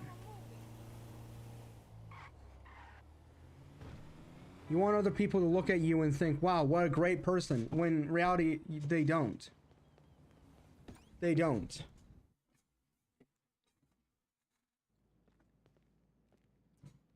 Okay, one more. One more. You got it. Leave it to me. Let me see if I can. Just be kind to people, okay? Just be kind. Kindness will go a long way. Even if you ever seen the movie Klaus, in that movie it states that a true act of kindness will go a long way. I don't say a true act of kindness, but just any act of kindness will spark another. Will go a long way. You can brighten someone's day up. Be nice to people. Brighten somebody's day up. It's one of the reasons why I decided to become a YouTuber, because I was like, I want to, because when I was a kid, I saw I want to be seen the same. I want people to look at me and think the same thing that I saw those YouTubers when I was a kid. Yes, I know that some of them are bad now, but I mean, like, I don't want to be that version of them. I want to be the version of them that I saw when I was a kid. The version that I saw when I was a kid. The good one. The one where you can come home every day thinking, yes, I want to go online and watch this person. I want to go online and watch this person. I can't wait. Can't wait to get home. And they put a smile on my face every single time I would watch their videos. Something to look forward to. I didn't like doing homework, but it was something to look forward to on the, like, when I got out of school. There's always something to look forward to. And that's how I want to be seen. I want to be seen the same way. I want to be the type of person that people will look up to. People will see and be like, yes, I want that. I want to be like that when I'm older. I can't wait to come home from school and have another video ready for me to watch. I know that I haven't been editing a lot of my videos lately. I plan on getting back into that. I might play some Schedule 1 maybe tomorrow, maybe. Just so I can make a video off of it, I can edit it. Because I want to get back into editing. I need to get back into editing. I made some shorts, off of Gmod. I did make a series called Hello Class. And at first it was just, I kind of want to start making it into, like, there's actually lore to it. And I kind of did. There was a little bit of lore to the teacher. A little bit of lore to the teacher on who he was, the type of person that he was. Like, he was clinically insane. He used to work in an insane asylum. He was committed to an insane asylum. He used to work in an office of which was chaotic. All of that. He works at during the summer. He works for a library. All of that. Like there's a little bit of lore to that guy, but the thing is, like, that's not really that that good amount of lore. I want to like make like a storyline to the series. Like it's a short series, but I still want to make it into like a storyline. Still want to make a storyline out of it. He somehow is this guy like a malevolent being? Like is he like a certain like an otherworldly being? Because there's a certain point where they get in there's a certain episode where they teleport into hell. There's one where they're in heaven.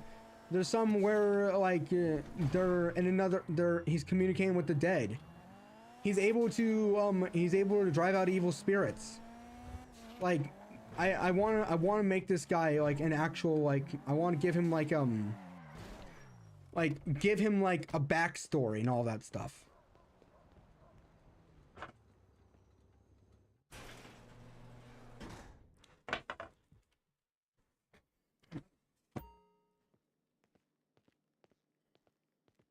Why do I got heat? Hey. Wait, why do I got heat? Okay, we're gonna need to do this.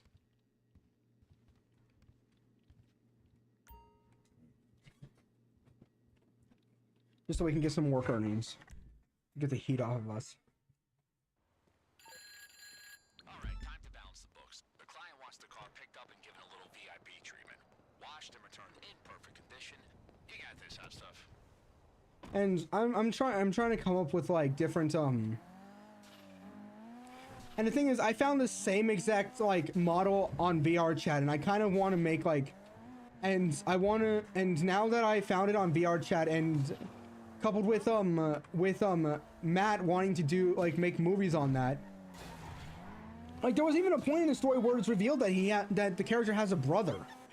He has a brother, and that paired with the fact that Matt wants to make movies, I want to like give this guy a backstory. Like, is this guy like, what is he? Like, yeah, he's a plague doctor, but exactly what that's what he's dressed as. But what exactly is he?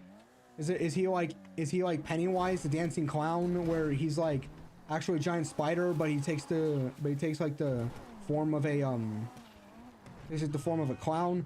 That here's the thing, I'm not trying to be like, oh, I'm hyping all this up because it's gonna be a really big thing. No, I'm saying all of this because I'm trying to come up with ideas for like what this guy could be.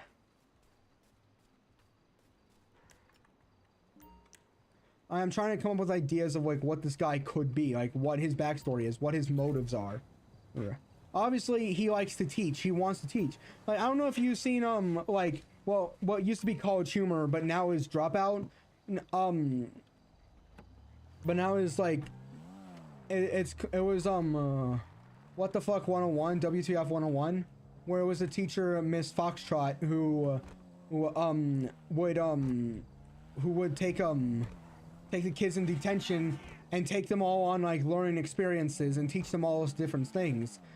Where it was revealed later in the story that it turns out she's not even actually employed there.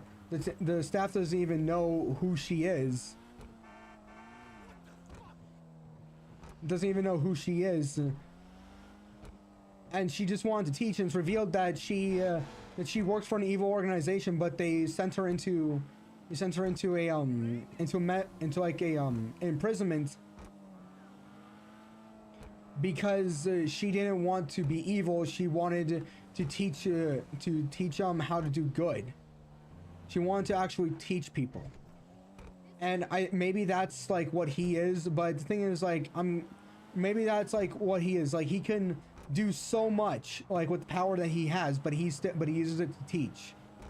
Like he can easily be, and like I have like a little bit like a story behind him where he could theoretically be evil. Like he can be evil if he wants to, but he just likes to teach. Thing is, at first it was more of like a hello class and welcome to the pool. Today I'm gonna be teaching you how to follow the rules, because remember, if you follow the rules you end up like this guy over here who is dead because he did not follow the rules. All of that, and then all of a sudden he's just like, he goes from that to being like psychotic. Like, hey, Mr. Grimm, there's no one there.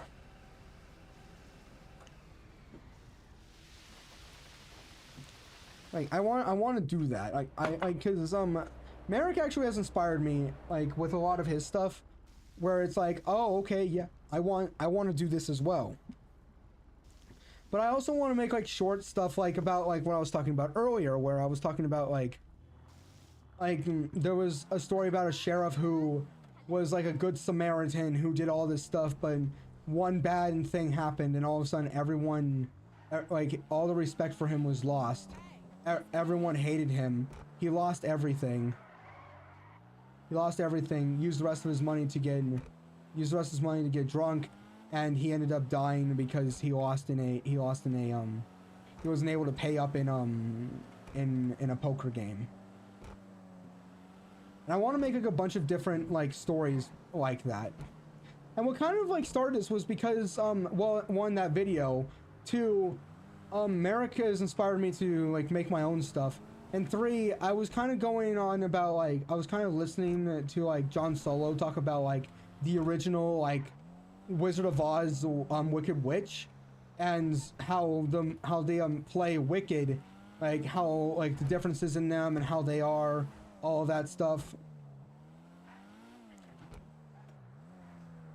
And I was like, I kind of want to see, because in that it was like how like how she turned to wickedness because that was the only, because everyone like that's what everyone made her out to be. And I want to make that one of the characters. I want to make that one of the characters.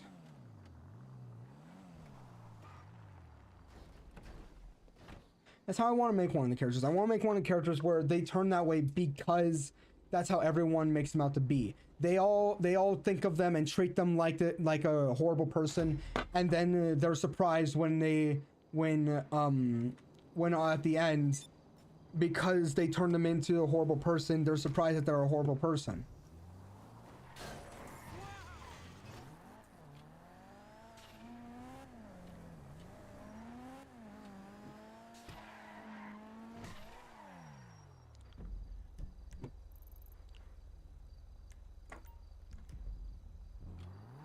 I should probably go to bed soon. I'm just gonna go check up on this. Review just in.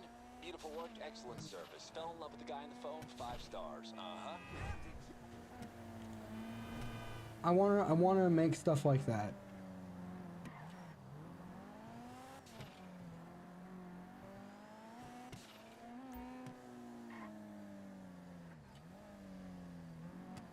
No. I wanna make like stories. Like touching upon like how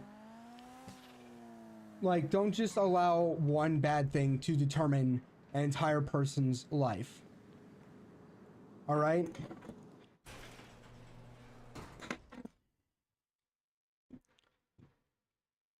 Like don't use like one bad experience to be like, yep, I don't like, yeah, this is a horrible person.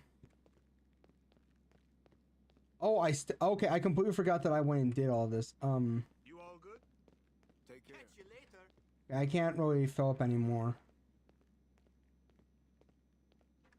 Well, that's gonna be it. So I'm gonna thank you guys for watching. Let's read something from the Bible. Actually, you know what? Where was it? Hold on. I remember I looked it up, and I kind of want to read that chapter again. Hold on.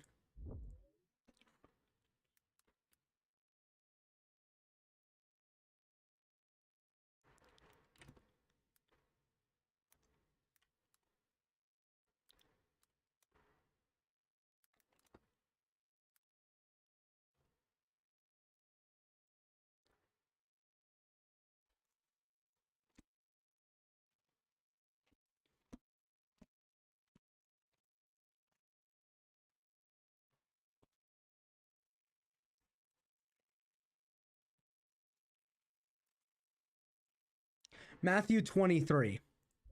Chapter 23. All right.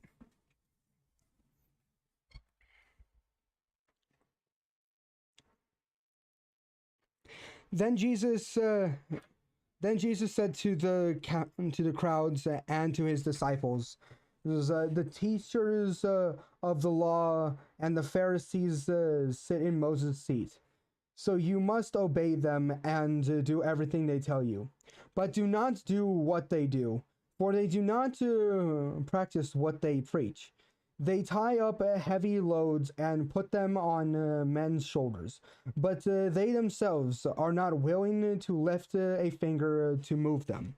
Everything they do is done for men to see. They make their they make their phylacteries wide and the tassels on their garments long. They love the place of honor at banquets and the most important seats in the synagogues. They love to be greeted in the marketplace and to have men call them rabbi. But you are not to be called rabbi, for you have only one master, and you are all brothers. And do not call anyone one on earth father, for you have one Father, and he is in heaven. Nor are you to be called teacher, for you have one teacher, the Christ. The greatest among you will be your servant. And, for whoever exalts himself will be humbled, and whoever humbles himself will be exalted. Woe to you, teachers of the law and Pharisees! You hypocrites, you shut the kingdom of heaven in men's faces. You yourselves do not enter, nor will you let those enter who are trying to. Woe to you, teachers, who the laws and Pharisees, teachers of the laws and Pharisees, you hypocrites! You travel over land and sea to win a single convert, and when he becomes one, you make him twice as much a son of hell as you are. Woe to you, blind guides! You say, if anyone swears by the temple, it means nothing, but if anyone swears by the gold of the temple, he is bound by his oath. You blind fools, which is greater, the gold or the temple that makes the gold sacred? You say, if anyone swears by the altar, it means nothing, but if anyone swears by the gift on it, he is bound by his oath. You blind men, which is greater, the gift or the altar that makes the gift sacred? Therefore, he who swears by the altar swears by it, and by everything on it. And he who swears by the temple swears by it, and by the one who dwells in it. And he who swears by heaven swears by God's throne and by the one who sits on it. Woe to you, teachers of the law and Pharisees, you hypocrites! You give a tenth of your spice mint, dill, and cumin, but you have neglected the more important matters of the law: justice, mercy, and faithfulness. You should have practiced the latter, without neglecting the former. You blind guides, you strain out a giant, a gant, but swallow a camel. Woe to you, teachers of the law and Pharisees, you hypocrites! You clean the outside of the cup and dish, but inside are full of greed and self-indulgence. Blind Pharisees, first clean the inside of the cup and dish, and then the outside will also be clean. Woe to you, teachers of the law, Pharisees, you hypocrites! You are like whitewashed tombs, which look beautiful on the outside, but on the inside are full of dead men's bones and everything unclean. In the same way, on the outside you appear to people as righteousness, but on the inside you are full of hypocrisy and wickedness. Woe to you, teachers of the law and Pharisees, you hypocrites! You build tombs for the prophets and decorate the graves and the righteousness. And you say, if we had lived in the days of our forefathers, we would have not taken part with them in shielding and shedding the blood of the prophets. So you testify against yourselves that you are the descendants of those who murdered the prophets. Fill up then the measure of the sin of your forefathers, you snakes, you brood of thieves, of vipers. How will you escape the being condemned to hell? Therefore, I am sending you prophets and wise men and teachers. Some of them will kill and crucify. Others will flog your synagogues and pursue from town to town. And so upon you will come and the righteous blood that has been shed on earth, from the blood of the righteous, able to the blood of the Zikrath, son of Berath, whom you mustered between the temple and the altar. I tell you the truth, this will come upon this generation. O Jerusalem, Jerusalem, you who killed the prophets and stoned those sent to you, how often have I longed to gather your children together, as the hen gathers her chicks under her wing, but you were not willing. Look, your house is left to desolate. For I tell you, will not see me again until you say, blessed is he who comes in the name of the Lord. That was Matthew chapter 23. Thank you for listening. I hope that you guys took something away from that. I sure hope I did. Thank you guys for staying. That's going to be it, and goodbye.